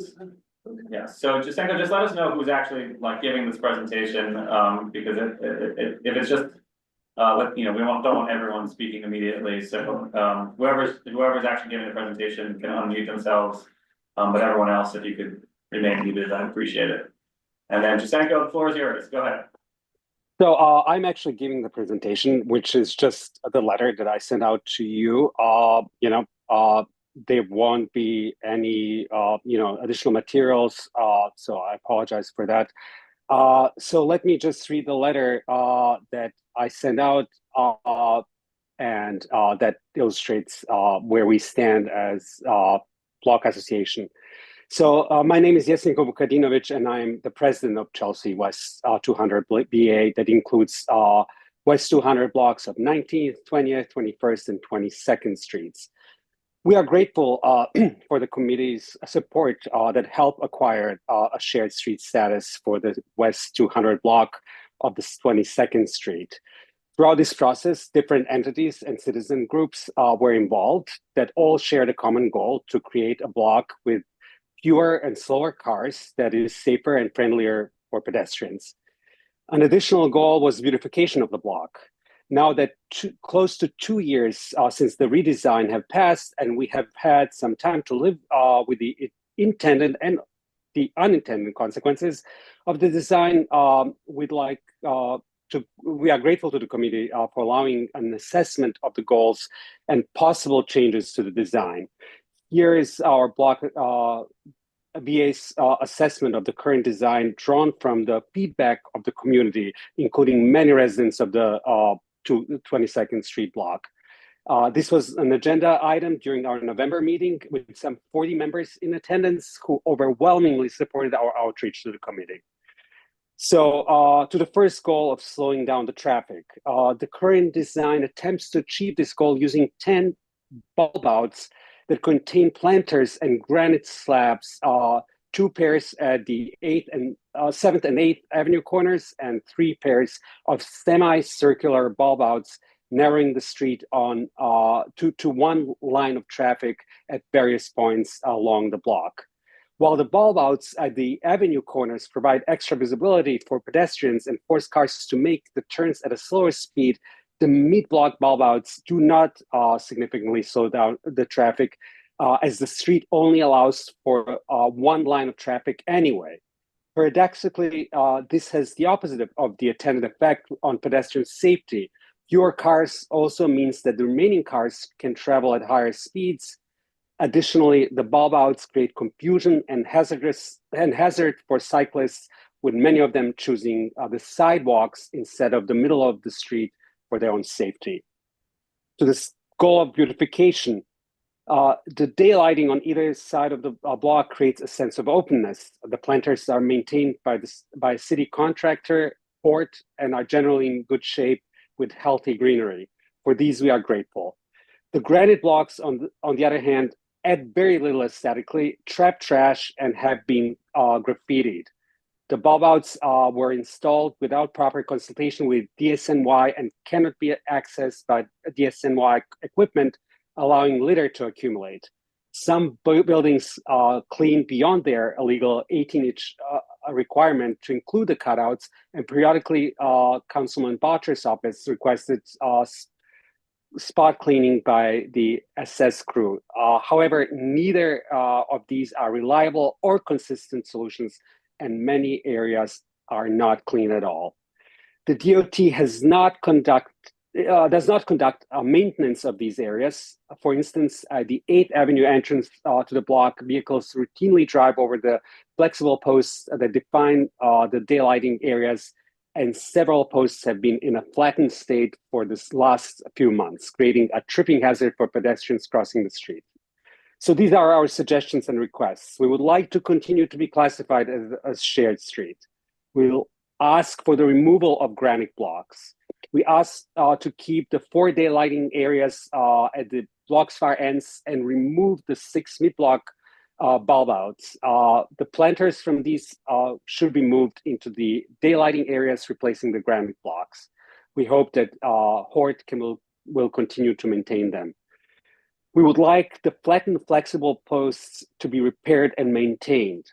We would like at least 2 speed bumps installed broad enough to avoid the noise that they incur as vehicles speed over them. And we would like painted warnings ahead of the speed bumps. So persistent sanitation problems and a failure to achieve the primary goal of slowing the traffic are antithetical to the concept of shared street, where people go to find some reprieve from the urban jungle we live in. The goal is still within our reach, and with few fixes, thank you for helping us to get to that goal. So that is my letter. Great, thank you very much, Jasenko. Rather than immediately opening it up for comment and questions from us, I think just in an effort to be fair, knowing that there is those who are here who feel who have a different idea of how to proceed here, I think we're going to let them give a short presentation, which I know also includes some photos. And then, we will direct our questions accordingly. But, if you'd like to come up and, I think Janine, I sent you the slide deck. Yeah, which slide deck was it? I sent it to you, at 6:22. Today, let me see. All right, I'll pull it up. Give me 1 second. Say come. Yeah, you'll just come up and stand here in the front. Thank you. Okay. And. Right there, right like on the other side of the. Over here. Perfect. Yep, and I'll pick you up.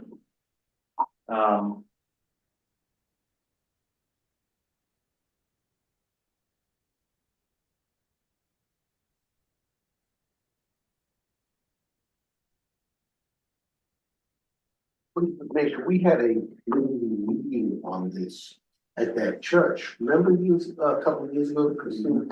So you might have some of the, do you still have some of those results, or does the community would still have some of those results from the meeting? Results, the results were the design Yeah, that was. those were the results, yeah. That would be going back to the beginning. This is where we are now, so it's about how to proceed from here. Hold on, just still waiting on it.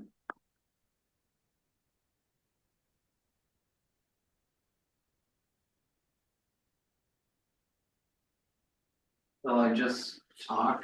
Yeah, you might as well get started and, yeah. Well, you know, I First introduce yourself. Oh, okay, I'm Tom Lunke, and my partner, Melody Bryan is here. We live on 22nd Street between 7th and 8th.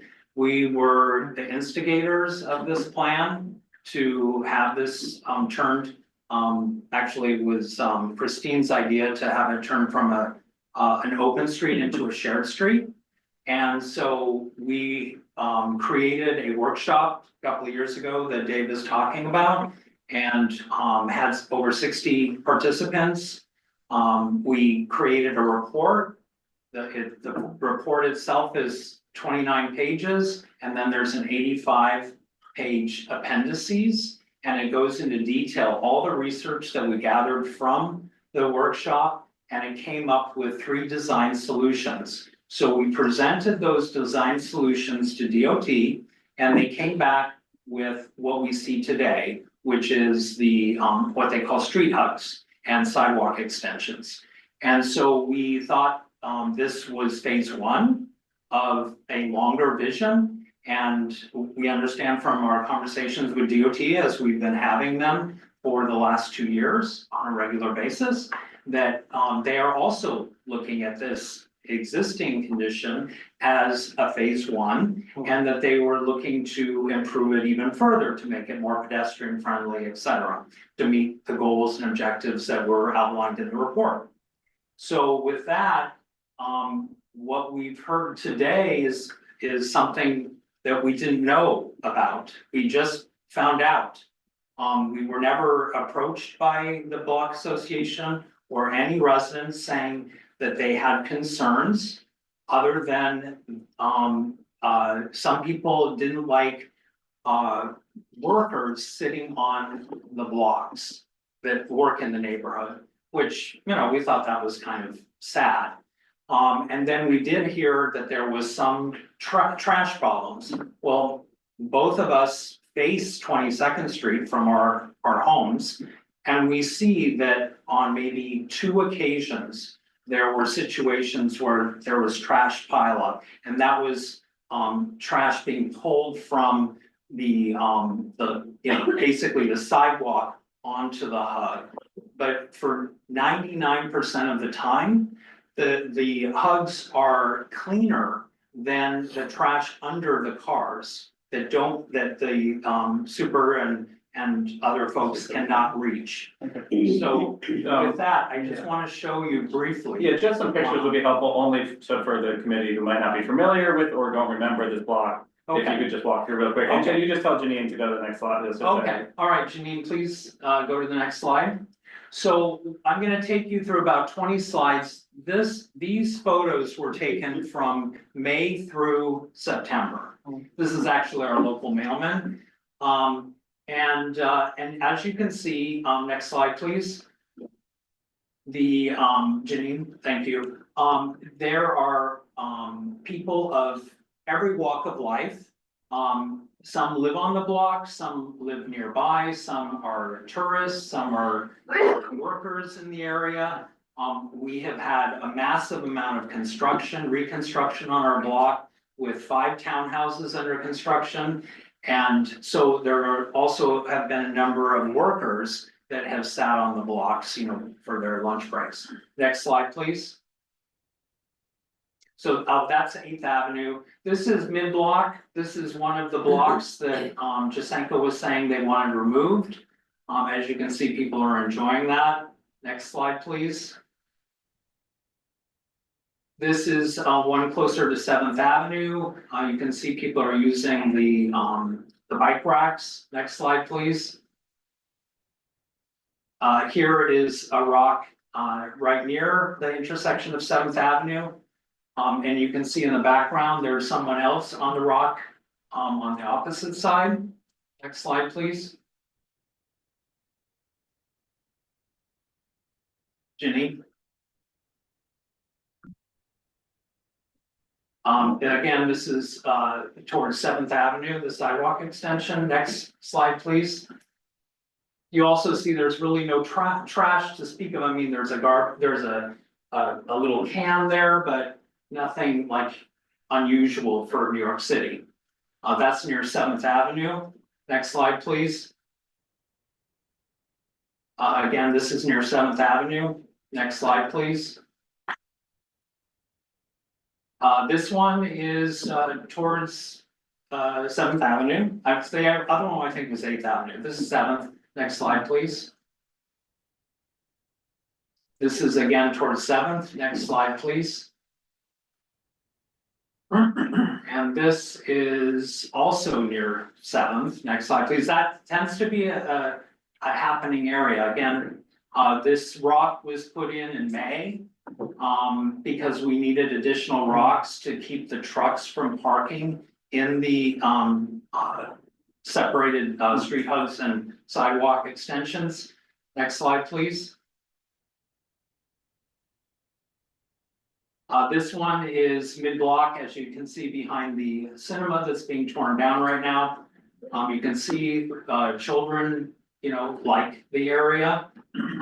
It's, you know, it makes it safer for children to be on the street. I've noticed that, actually, we both noticed that when you're walking up and down the street or even looking out your window to seeing people on the street, that once they get to these mid-block street hugs, they slow down, they admire the plants, they take photos of themselves. They seem to calm down. It creates a calming effect. Next slide, please. This is also a mid-block street hug. Next slide, please. This is towards 7th. Next slide, please. And you can see how clean the curbs are. And this is again is near 7th. Next slide, please.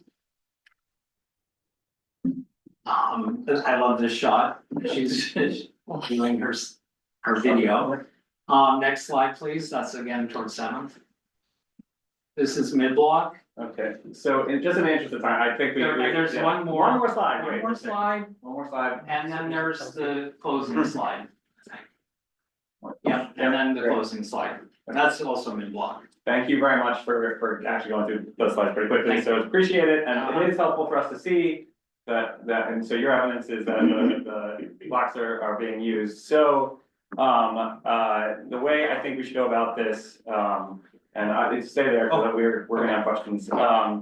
So I think we should, as a committee, first just ask questions of both presenters, either presenter. If you have questions, so Jasenko, I'd ask you to just be there, unmute yourself, and the two of you can comment on our questions.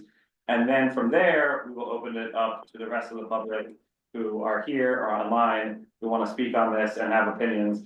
But if it's okay, I'll give my, just open it up to you first, because so this was your first time potentially hearing their proposal, which to sort of summarize for everyone is to remove the bump outs mid-street and replace those with speed bumps that are in the long car length speed bumps that are not to keep, traffic slow, but the mid-block bump outs, but keep the daylight bump outs, the daylighting at the four corners of the street where there's a bike rack and there are planters and then there are some slabs. It does sound like they want to replace those slabs though with planters and remove all slabs from the block. And just think if I said anything wrong about the proposal, let me know.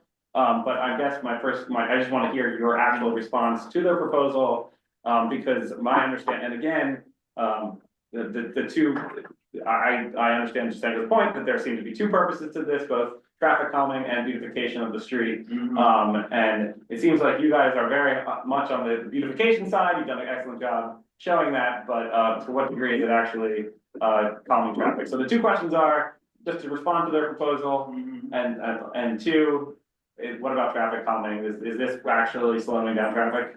Go ahead. So, in terms of replacing the boulders with planters, what we have seen is that the planters get moved by truck drivers. Sometimes the truck drivers drive their truck into the planter and push it to the curb so they can fit into one of the street hugs or the sidewalk extensions. DOT has addressed that, and they will be continuing to address that. But even the truck drivers say if there are rocks or boulders in the street hugs, they can't get into the street hug. So to maintain those street hugs, we need the boulders. And as you can see, the community loves the boulders. They sit on them. I sit on them. I socialize with my neighbors on them. The mid-block ones are great. We would love them to be expanded to go further along the sidewalk to make them longer, actually. I would require taking away more parking spaces, but they're popular. And, if we added more furniture in them, for example, like rocks and planters, but organize them in a way that wouldn't allow for cars and trucks to park in them, then that would be an improvement. In terms of speeding, there is still an issue of speeding. And now that I've noticed that with congestion pricing, there's less cars on the block. Actually, there's also less parking on the block because people are spreading out. So you have more space between cars now. And it has slowed the traffic down, surprisingly. So those are my thoughts. Okay, thank you. Jasenko, I'm gonna let you respond to anything you just heard, and then we'll open up for more questions from the committee. But there's a sort of strange circumstance, and so I just want to make sure that both sides get equal time here. Go ahead, Jasenko. So let me just start out by saying that this is the reason why we reached out to you is in response to many requests by people who live on 22nd Street, and even people who were not initially involved. I'm sure you are aware there were kind of two camps, but there are more people coming out, and we brought this up during our November meeting where actually Tom and Melody were invited. We announced the agenda ahead of time. They chose not to participate in that conversation. There were 40 people, and I really just asked the question without any prejudice because I don't live on the block. I have no reason to take any other side, and this was the impression that I got from the community. I also reached out in emails, announced also tonight's meeting to the membership. I did not get any feedback. I invited people with opposing views to participate. So we want an open conversation here. It is true. I mean, all those pictures are snapshots in time that show that people use those boulders. I can present snapshots of time where they are filled with trash and with no people in it. So we can have this contest. I don't think it will lead us anywhere. I think we need to focus on what the goals are and how well these measures accomplish those goals. The bump outs in the middle of the street do not slow down the traffic.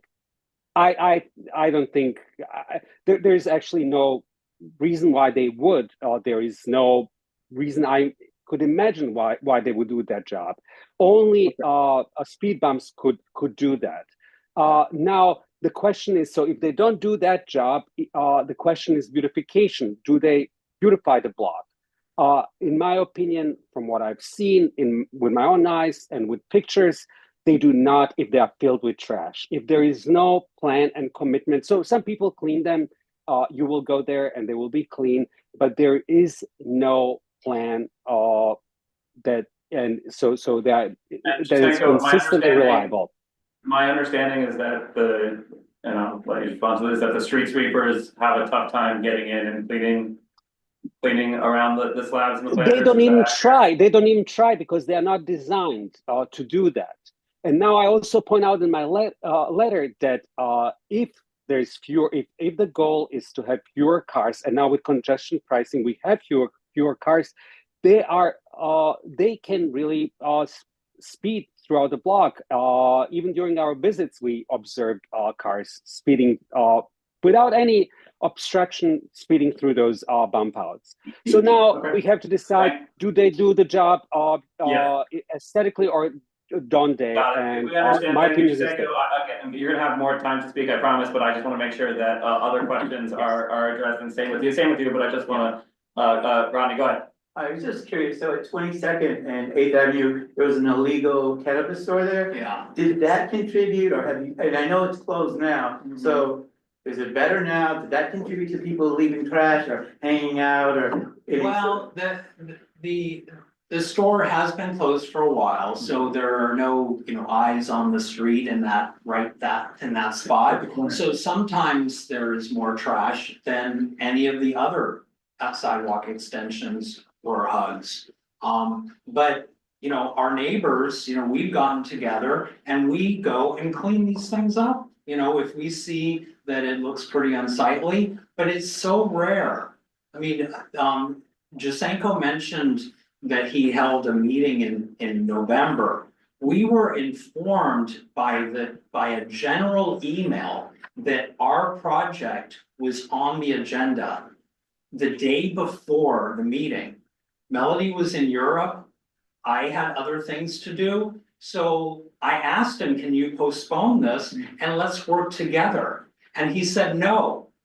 And so, here we are. Also, we didn't hear anything about what's being discussed now until you all heard it. So, Yeah, this is what it's we just, heard. yeah. I'm gonna, Jasenko, you're gonna get to respond to that. I'm gonna go to David for a question, and then Jasenko, you can speak first, and then. Could we see where you guys agree? Let's, instead of like, we all know there is some disagreement, but where do you guys agree that you wanna keep certain things, wanna get rid of certain things, both groups?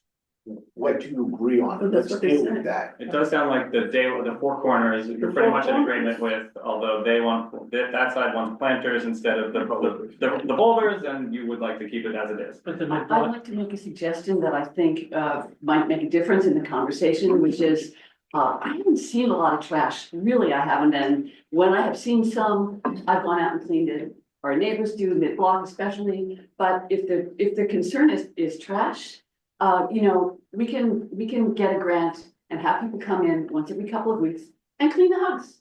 I don't think there's a problem with that. I don't know if the block association would find a problem with that, but I think that would just kind of, calm everything and, why can't we do that? Okay, Jasenko, I'm gonna let you respond again to things you've heard, okay. So let me just say, so unfortunately, our block association would have been a good forum for all of this to be hashed out. Tom left the block association in protest when he realized that there are people who are, that our block association needs to deal with both, sides of the, opinion. So he actually, no, but this is important because he is insisting that we as a block association, he felt disrespected that we did not reach out to him, but he actually left the block association. Melody was offered to be a 19th Street representative, which she actually turned down. Okay, well, so we can. I'm not interested in calling anyone. Excuse me, I want to say something. We are here to try to find a solution to the technical problem. We cannot be a place where you find a solution to the disagreement you have between your two groups. So why don't we put all those comments in the back? We don't want to hear about them. We just want to hear about what is the technical solution to the technical problem. Otherwise, the discussion is not going to go anywhere. So please respect that process and do not talk about what's happening between the groups, okay? No, I agree with that. Let me just say this, that, because we came to you. I'm just saying, I'm just explaining why we came to this without having this resolved within the process of our block association. We don't want to hear about it. What we heard that you couldn't talk to each other, so that's enough. We know that. Now we need a solution. No, not yet. No. You need a solution to the technical problem. I'm hearing two proposals. One says, let's remove six net down, okay, and let's remove the blocks, and then add some speed bumps. And then I'm hearing another one which say, let's keep it the way it is. Right. That's what we have heard today. Those are the two ideas. The two ideas. And so we're taking right. questions on those two ideas. On those two ideas, why one or the other? One question I have for you is, are you opposed to the speed bumps or not? I actually am, not because I think they don't work, but the people that I know who have lived near speed bumps don't sleep during the night because it's a ski lift. Right. And the cars. No, but they are, okay, so that's my concern. Okay, so we heard about that. So yeah, these are the two proposals on the table. We can pick and choose between all these options and make a resolution, but we can hear what people have to say. Point of information, one of the presenters said that speed bumps would be flat, right, large, long, so it would prevent speed table. Right, so it would mitigate what you are saying. Okay. All right, So you might be able to use the speed bump. Okay, Yeah, okay. I'm gonna agree with Christine, who, because no, in the sense that I think we have heard enough about what the two proposals are. Right. So there are a number of members of the public who would like to speak on this. Let's hear what they have to say. If there's if there's anything else that they'd like to add to this conversation about these two ideas, and then we can talk amongst ourselves about how we want to resolve this. Thank you, Christine. So, I know Pam, you've been very eager, and you were obviously involved in this, and then Pam, then Molly, go ahead. Hi, everybody. Sorry, this is such a contentious thing for everyone. I would really like to bring the temperature down here. There have indeed been issues with sanitation problems. The granite blocks and the bump outs, or whatever we're calling them, make it impossible for the street sweeper to do its job. The building owners have been doing what they can to clean up 18 inches out, but it's not effective. There are many photographs which did not get presented here tonight that show that condition. There was, as of yesterday, there was still at the catch basin at 8th Avenue on the south side in front of the former cannabis location there. There was a 3x10, 3-foot long plank that had been there. It's been there for days, if not weeks. It's been there a long time, blocking the flow at that catch basin. Clearly there's an issue with that. My own recommendation. I mean, I love the idea of having the granite blocks because they're a historic reference to the Willis Avenue Bridge, the original. That's where they came from. They were part of the foundation. Okay, that's a sentimental thing on my part. Never mind. The blocks are a problem. They do provide, particularly toward the avenues, a lot of use that's not appropriate. And they are being graffitied up, and I don't know how that's ever going to get resolved. I would love to see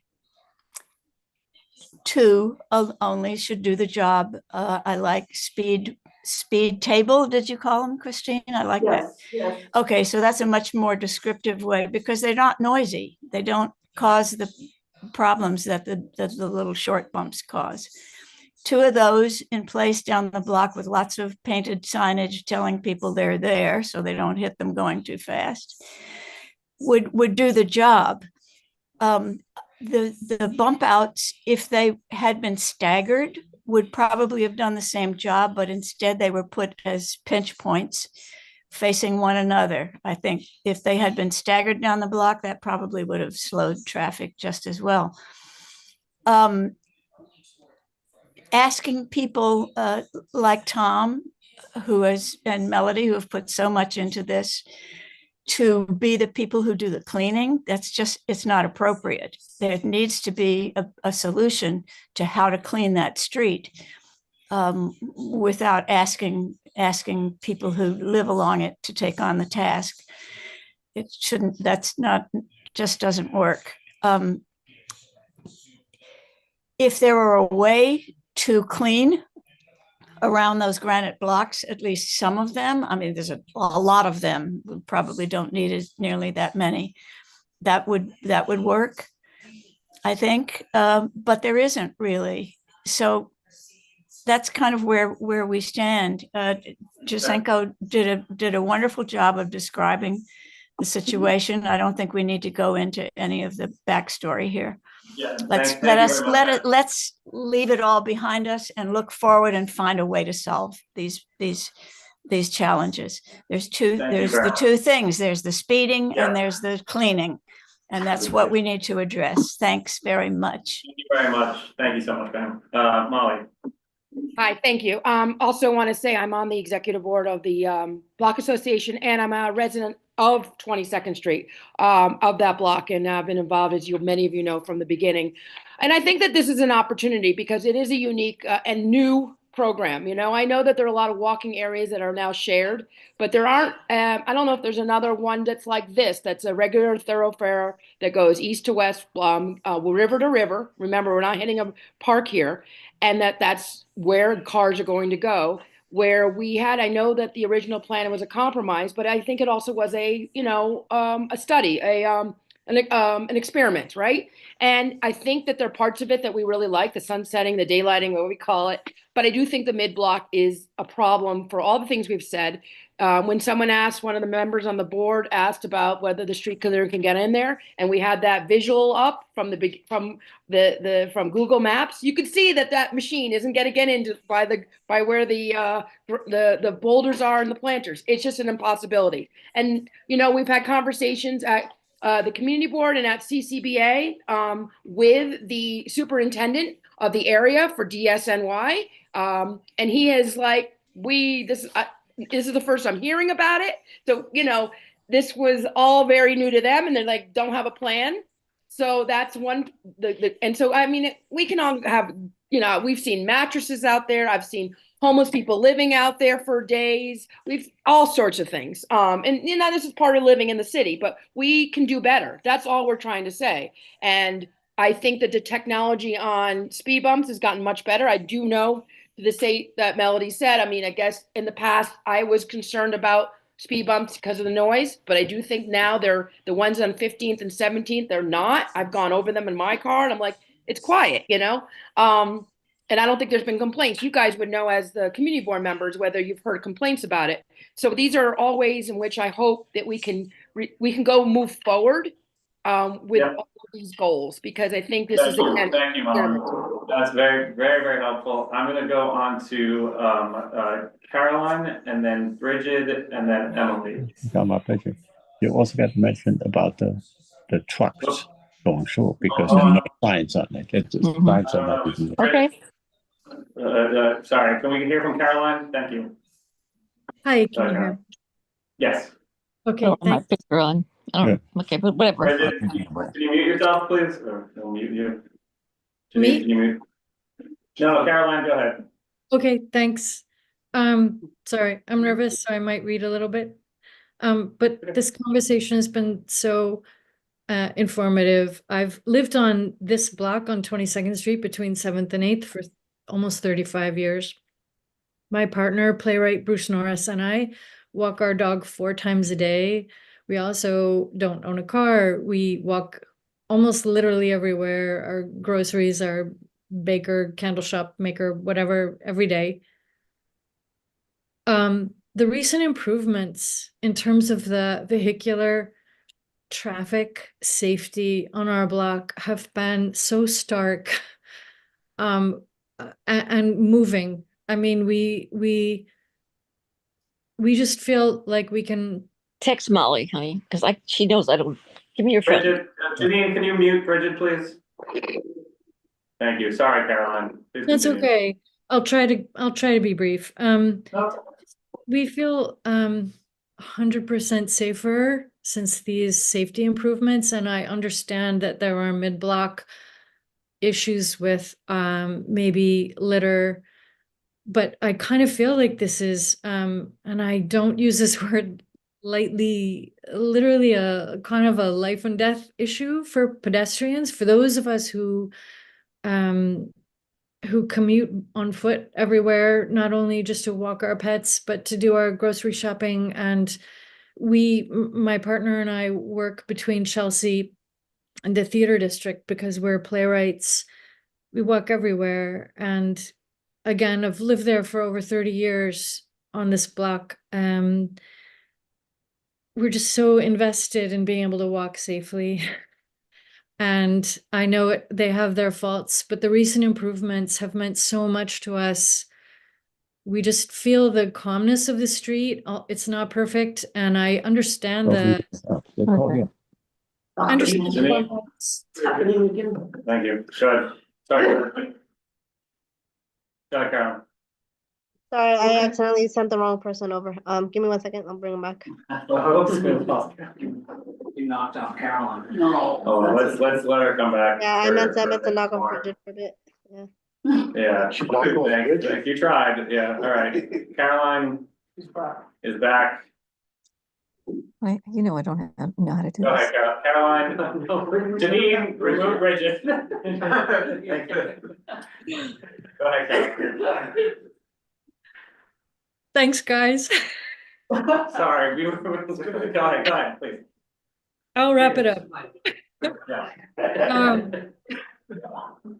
I feel like the litter, I get it. It's a problem, but I do feel like crossing at the corners of 7th and 8th Avenue, huge improvement, huge relief and safety. Several family members of mine have been struck by vehicular traffic over the last 30 years. And crossing mid-block, I know it's not perfect, but I do feel like the bump outs provide a sense of like, okay, for pedestrians, like we're legitimate. And I get it that maybe speed bumps, maybe issues of cleaning need to be resolved, but I guess I just want to give a shout out to everyone who's worked so hard to make this block safer, because pedestrians are New York City's most vulnerable commuters, I think, having lived here over 30 years, and I just appreciate the improvements so much. Thank you so much, Caroline. Very helpful. We're gonna hear next from Emily, and then we will bring Bridget back over. Emily, go ahead. Hi, I'm gonna speak first just in my personal capacity before my professional capacity with TA because I'm actually a babysitter frequently for friends who live on West 21st and 8th, and I do pick up to twice a week at PS 11 across the street.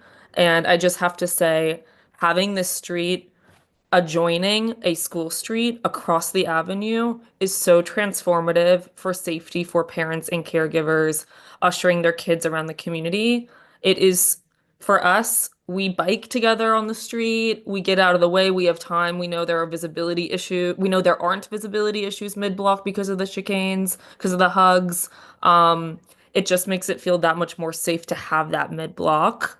And I really appreciate everyone kind of convening to make what can be very much a precedent for the city and doing a full pedestrianization for a neighborhood scale street really, really work. And I think everyone's coming to this open-hearted and really trying to fix the issues here. I will say now in my professional capacity, one of the reasons transportation alternatives, we recommend hugs or chicanes or the mid-blocks rather than just speed bumps alone is because they do solve for driver inconsistency. And sometimes when you don't have that, you can have a lot more veering. So if you're sharing the street between someone crossing at the last minute, pedestrian using it, a car coming in, having that mid-block does usher in cars to be consistent. And it does create, as Caroline said, just that clear visibility for pedestrians when they enter the block. I love this street. I use it all the time. The families I work for and am very close with use it all the time. And I think we can make this work well for everyone with the sanitation upgrades. Thank you, Emily. All right, we are going to hear from Bridget, potentially, and then we'll wrap this up from the public. Bridget, and if you're able to turn your camera on, we would appreciate that as well. Well, you don't have to. And unmute. Hi. Hi. Hi, it's Bridget. Go ahead, Bridget. There's another one. Hello. I don't know how to Speak. Okay, I don't know how to put my the video on, but anyway. That's okay. Go ahead. Okay. Okay. Okay. My husband and I. Can you hear me? Yep, Yes, go ahead. and we can see you. We live on 22nd Street. We're great, we're great residents here. We are so disturbed by the fact that they've put up these barriers that create nothing but bring people in to fornicate, defecate, etc. And it doesn't, if I thought, with all due respect to the other gentleman who was speaking, oh, people were sitting on the rock and having lemonade. Well, yeah, that'd be great, but that's not the case. And they can't clean it up. They can't. The New York Department of Sanitation, they do such a good job, but they can't go in and clean out that. So what is the point? Melody and the other, what was the thinking? And they did it before they even pushed it past our people, our block association. And one of the gentlemen doesn't even live on 22nd Street. So tell me, could you please tell me what could possibly be the benefit of these, taking up parking spaces in moderate income families? Help me here. Okay.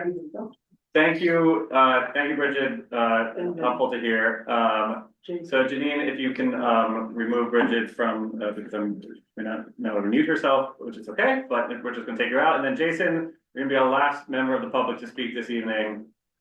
And then we are gonna discuss amongst ourselves. Great, thank you. So my name is Jason Weinzimmer. I've been on the block for almost 30 years on 22nd between 7th and 8th.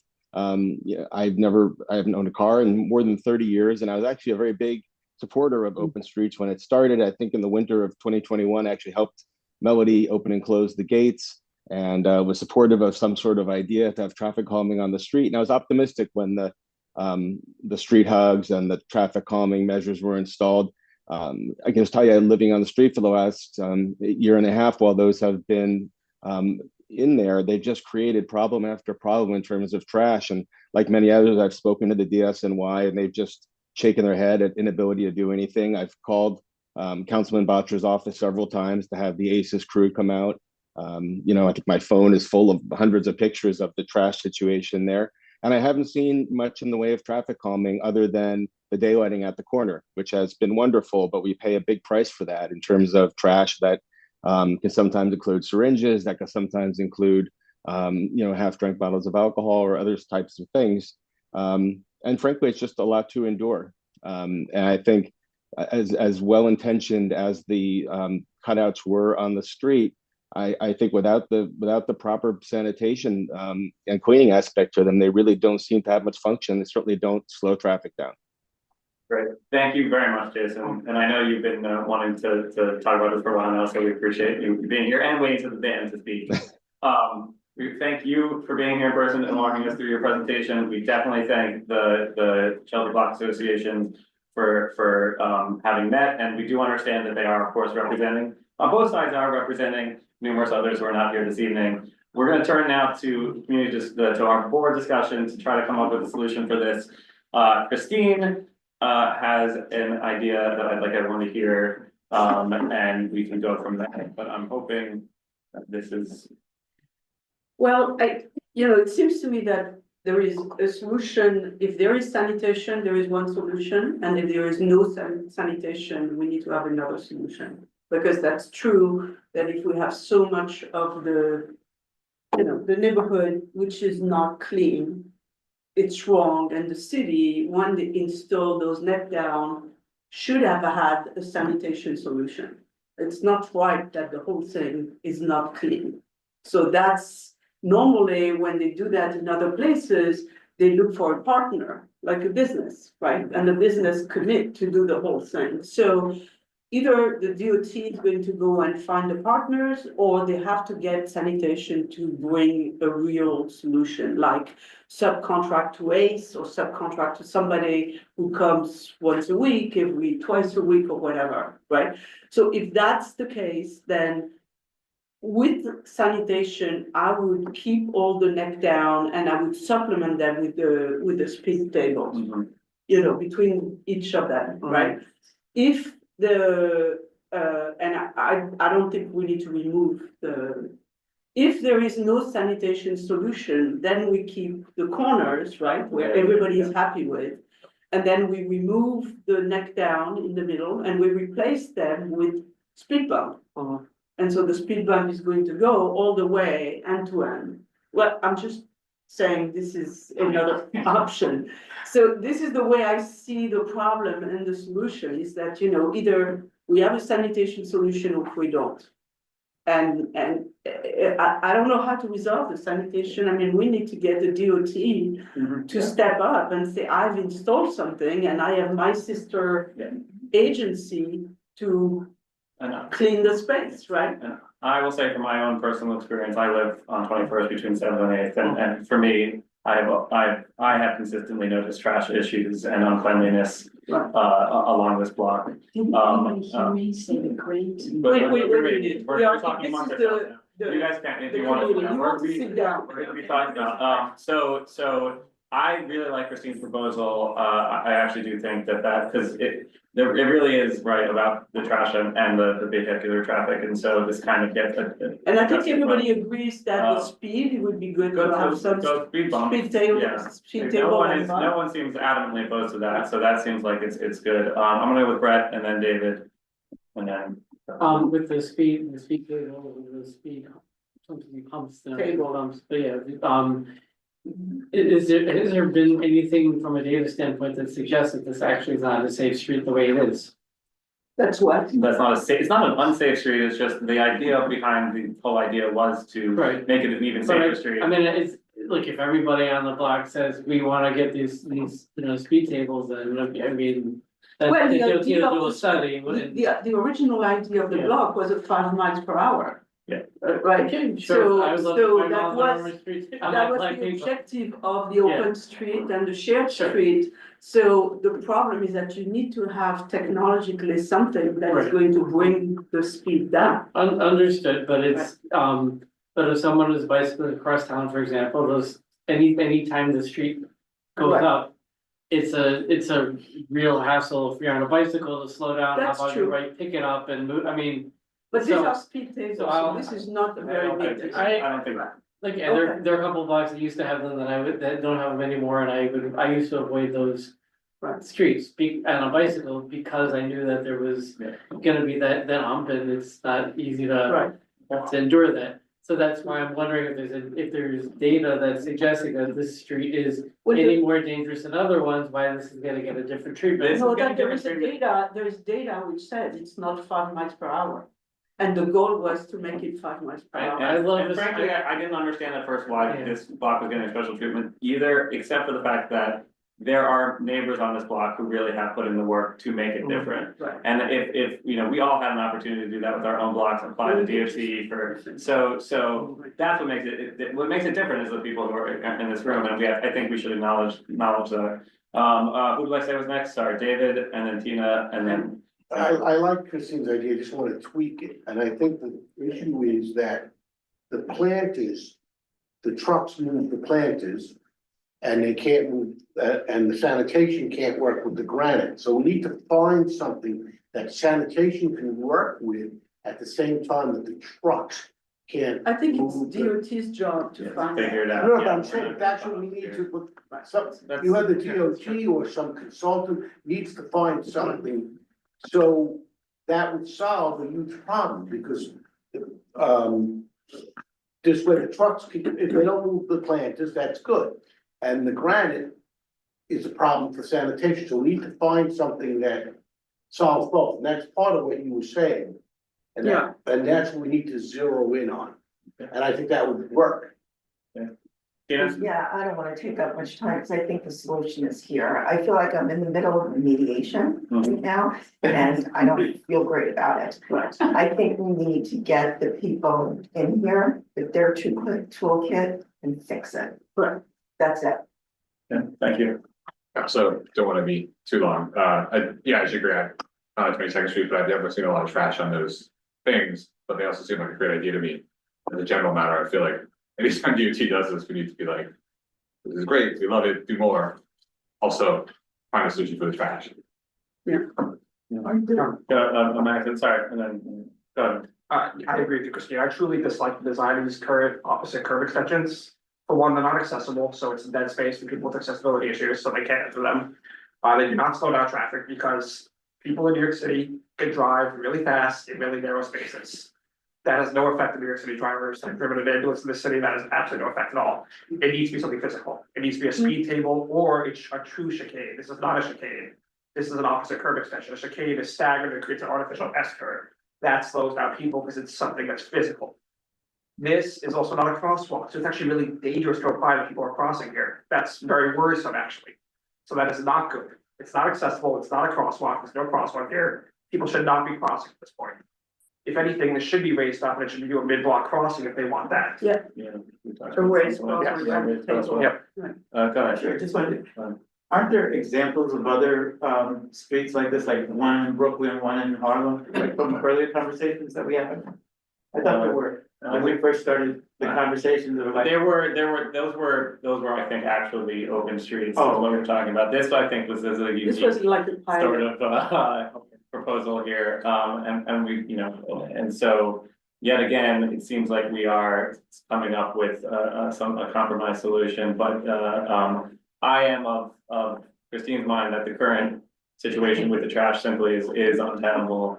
And so we really do need to propose, you know, say you either fix this problem or you change, the mid-block bump outs, and leave us the daylighting, which is great. I'm even okay leaving the granite slabs there, but yeah, go ahead. Yeah, it seems like everyone likes the daylighting, because of all the benefit the daylighting this committee has discussed at large, but I guess I understand the trash problem, but any daylighting zone in the entire city is gonna have this trash problem. Because if we don't put a granite block there or a bike rack or something, then people will park there. Frankly, police officers will park there. Yeah. And so if we put the hardened infrastructure there, then the street sweeper can't get there. So there needs to be sort of a broader conversation about how we clean these daily That's spaces. probably, that is absolutely true, and we'll actually make that clear in the letter. I think that's a really good point. I do think it just comes to head a little bit more here because of the history of this block, obviously. Because it's like a quiet residential street that didn't used to have a lot of trash. You're right, exactly. Janitor was under the cars and the street sweeper got it an alternate side parking bay. Yeah. Is there anyone who, well, I mean, I think the proposal would be, Christine's great idea here, which you can repeat again. So I think we have a good paragraph about sanitation and the fact that those areas need to have a sanitation solution, right? Because we can't just continue and then we say, well, if there is a sanitation solution, then we just need speed bumps. Speed tables in between the existing system. Or if there is no sanitation solution, we remove the hugs and we replace them with, you know, a speed table combined with a pedestrian crossing, maybe, right? Which then takes it end to end and resolve the ADA issue and then addresses multiple issues. If there is a sanitation solution for the granite blocks, do we want to entertain an actual true chicane solution where they're staggered and brought out a little farther away from the curb? It would require a lot more parking to be taken away, which I'm sure they would not be Well, happy it's with. just coming out far, yeah, I mean, a little more parking. And I mean, I didn't think of that because it's a much bigger job, right? Well, they already got the This blocks, they this just is got. a bigger job of than doing what we're asking them to do. Well, moving granite blocks is probably less of a job than building the speed. No, but we wouldn't be moving granite blocks, you would be creating the bumps in different places. Yes, just. So you have to remove the bumps and put them in different places. Yeah. I don't know that. The shell. Yeah, I'm not hearing from anyone that moving the bumps is a solution. I think we're getting the speed table, I think we're getting, if we're getting the speed table, if we're asking for that. I think that's, it's either or, it's either a chicane that, what, a natural estuary, artificial estuary traffic, how lovely, poetic, or the speed table, but I think the speed table seems to be the universal consensus. Well, from we could both sides, say, and so- or, or plan I think C. ask for what you Yeah, want. or plan C, redesign the, as chicane. Assuming- But then the chicane still have the issue of Assuming sanitation. cleaning. That's That's why, assuming if sanitation is there's the a plan, sanitation yeah. issue, Right, if they say we can fix the sanitation issue, but we still have to deal with the speed issue. right. So this might be a way to do both, I don't know, I'm just They trying just to. say they described it as Okay. phase I'm one. just- If this it's is another phase possibility. one, then we can suggest phase two, a more truly pedestrianized. So, I'm just trying to come up with another area where there might be in the middle that's acceptable. Well, we can put that as an option. Yeah, Because the people really like the benefit, I mean, when you see the photos without the trash and the people sitting on the granite, Yeah. they look like mini parks, Yeah. you know, which, It's so. the stress of the letter will be the sanitation issues and that. And the speed. And the speed, and, it'll be. How could they Yeah. resolve that? How, the different ways they can resolve that, assuming sanitation and speed are taken care of. Right. Christina's already said it, I don't wanna repeat it. Is there a motion for that letter? Hey, thank you very much. Second, all those in favor of the letter as we have addressed it, I love this committee, thank you, Christine. Anyone opposed, present not eligible? Thank you so much. Thank you. Thank you to Sanko and to Pam and everyone who, I know there's so much work that has gone into this, continues to go into it. I know, but we really are trying to, keep the street beautiful, make it more beautiful and, reduce traffic. Okay, And get everyone happy. it's Great. It is now, I will now stop my summary to last, for Charlie. Charlie, take us out take us out in 10 minutes. Okay, so this is a 174 page doc that we're gonna get through very quickly, but Jahia and I have worked on this. It's like our little, right? If you guys remember, a couple of years ago, we did a punch list for the DOT when they finished the super sidewalks on 8th Avenue and 9th Avenue with the bike lane issues there. And so basically what Jahia and I did is we biked around and walked around and we took photos of every issue with the bike lane and all of Community Board 4, both on the avenues and crosstown bike lanes. Jahia, you want to briefly talk through the categories here, perhaps? Yeah, so really it was looking for anything that was sort of punch list like, which is, missing green paint or missing, white paint or, missing something that's supposed to be there. Or, key spots that DOT has changed their designs elsewhere and so should be applied here, especially that like green zebra stripe through intersections, which they now do elsewhere, but a lot of spots don't have that. And then, a lot of spots where the bike lane should have vertical protection, but it's just missing, and so it creates a safety issue. And then, noting spots where there's still a few mixing zones, which I appreciate the community board has done a lot to remove over time. So sort of flagging those that are left. And then sort of a couple other various things or spots of where there's space for it to be safer than it is in how the design on the street. So really, the slides are essentially a photo for every block that has a bike lane, sometimes 2 or 3. Trying to sort of just identify the things that need to be done on every block. There are a few photos in there, I thought that everything was good, so. Yeah, there are some blocks, there's some blocks that are not included, because they were good. Yeah. But just to summarize here, this document is not asking for new bike lanes anywhere. That might be a phase 2 of this project, but we're really only existing with where there already are bike lanes, and this is the very first slide on 6th Avenue, 14th. You can see, simple thing, it's not painted green, so painted green. And then there's some mixing zones on 6th Avenue and 10th Avenue, and those are, we've been worked hard as a committee to get rid of those elsewhere and to have offset crossings wherever possible. That's a mixing zone there where the bike lane just ends and the FedEx truck just runs right into you. So anyway, like I said, it's 176 pages. Jai and I got a little bigger than we thought it was gonna be. Christine first approached us about it, but Did you survey like every intersection in the district? Yeah, we took a photo. Intersection with the bike. We took a photo of every intersection. How long did this take you? It took me probably 2 weeks, 2 or 3 years. Yeah. Unfortunately, it's just as cold. Was it just 2 minutes, just the last? No, we did it all. I mean, on a bike, it's very fast, so we just taking. You gotta stop it. Yeah, stop and taking pictures up and down the avenues and those. And then there was, did I send you the summary with the categories, right? Yeah, we just went through the categories on page 1, if that's what you're interested in. No, but I sent you like a summary, right? A table, which yeah.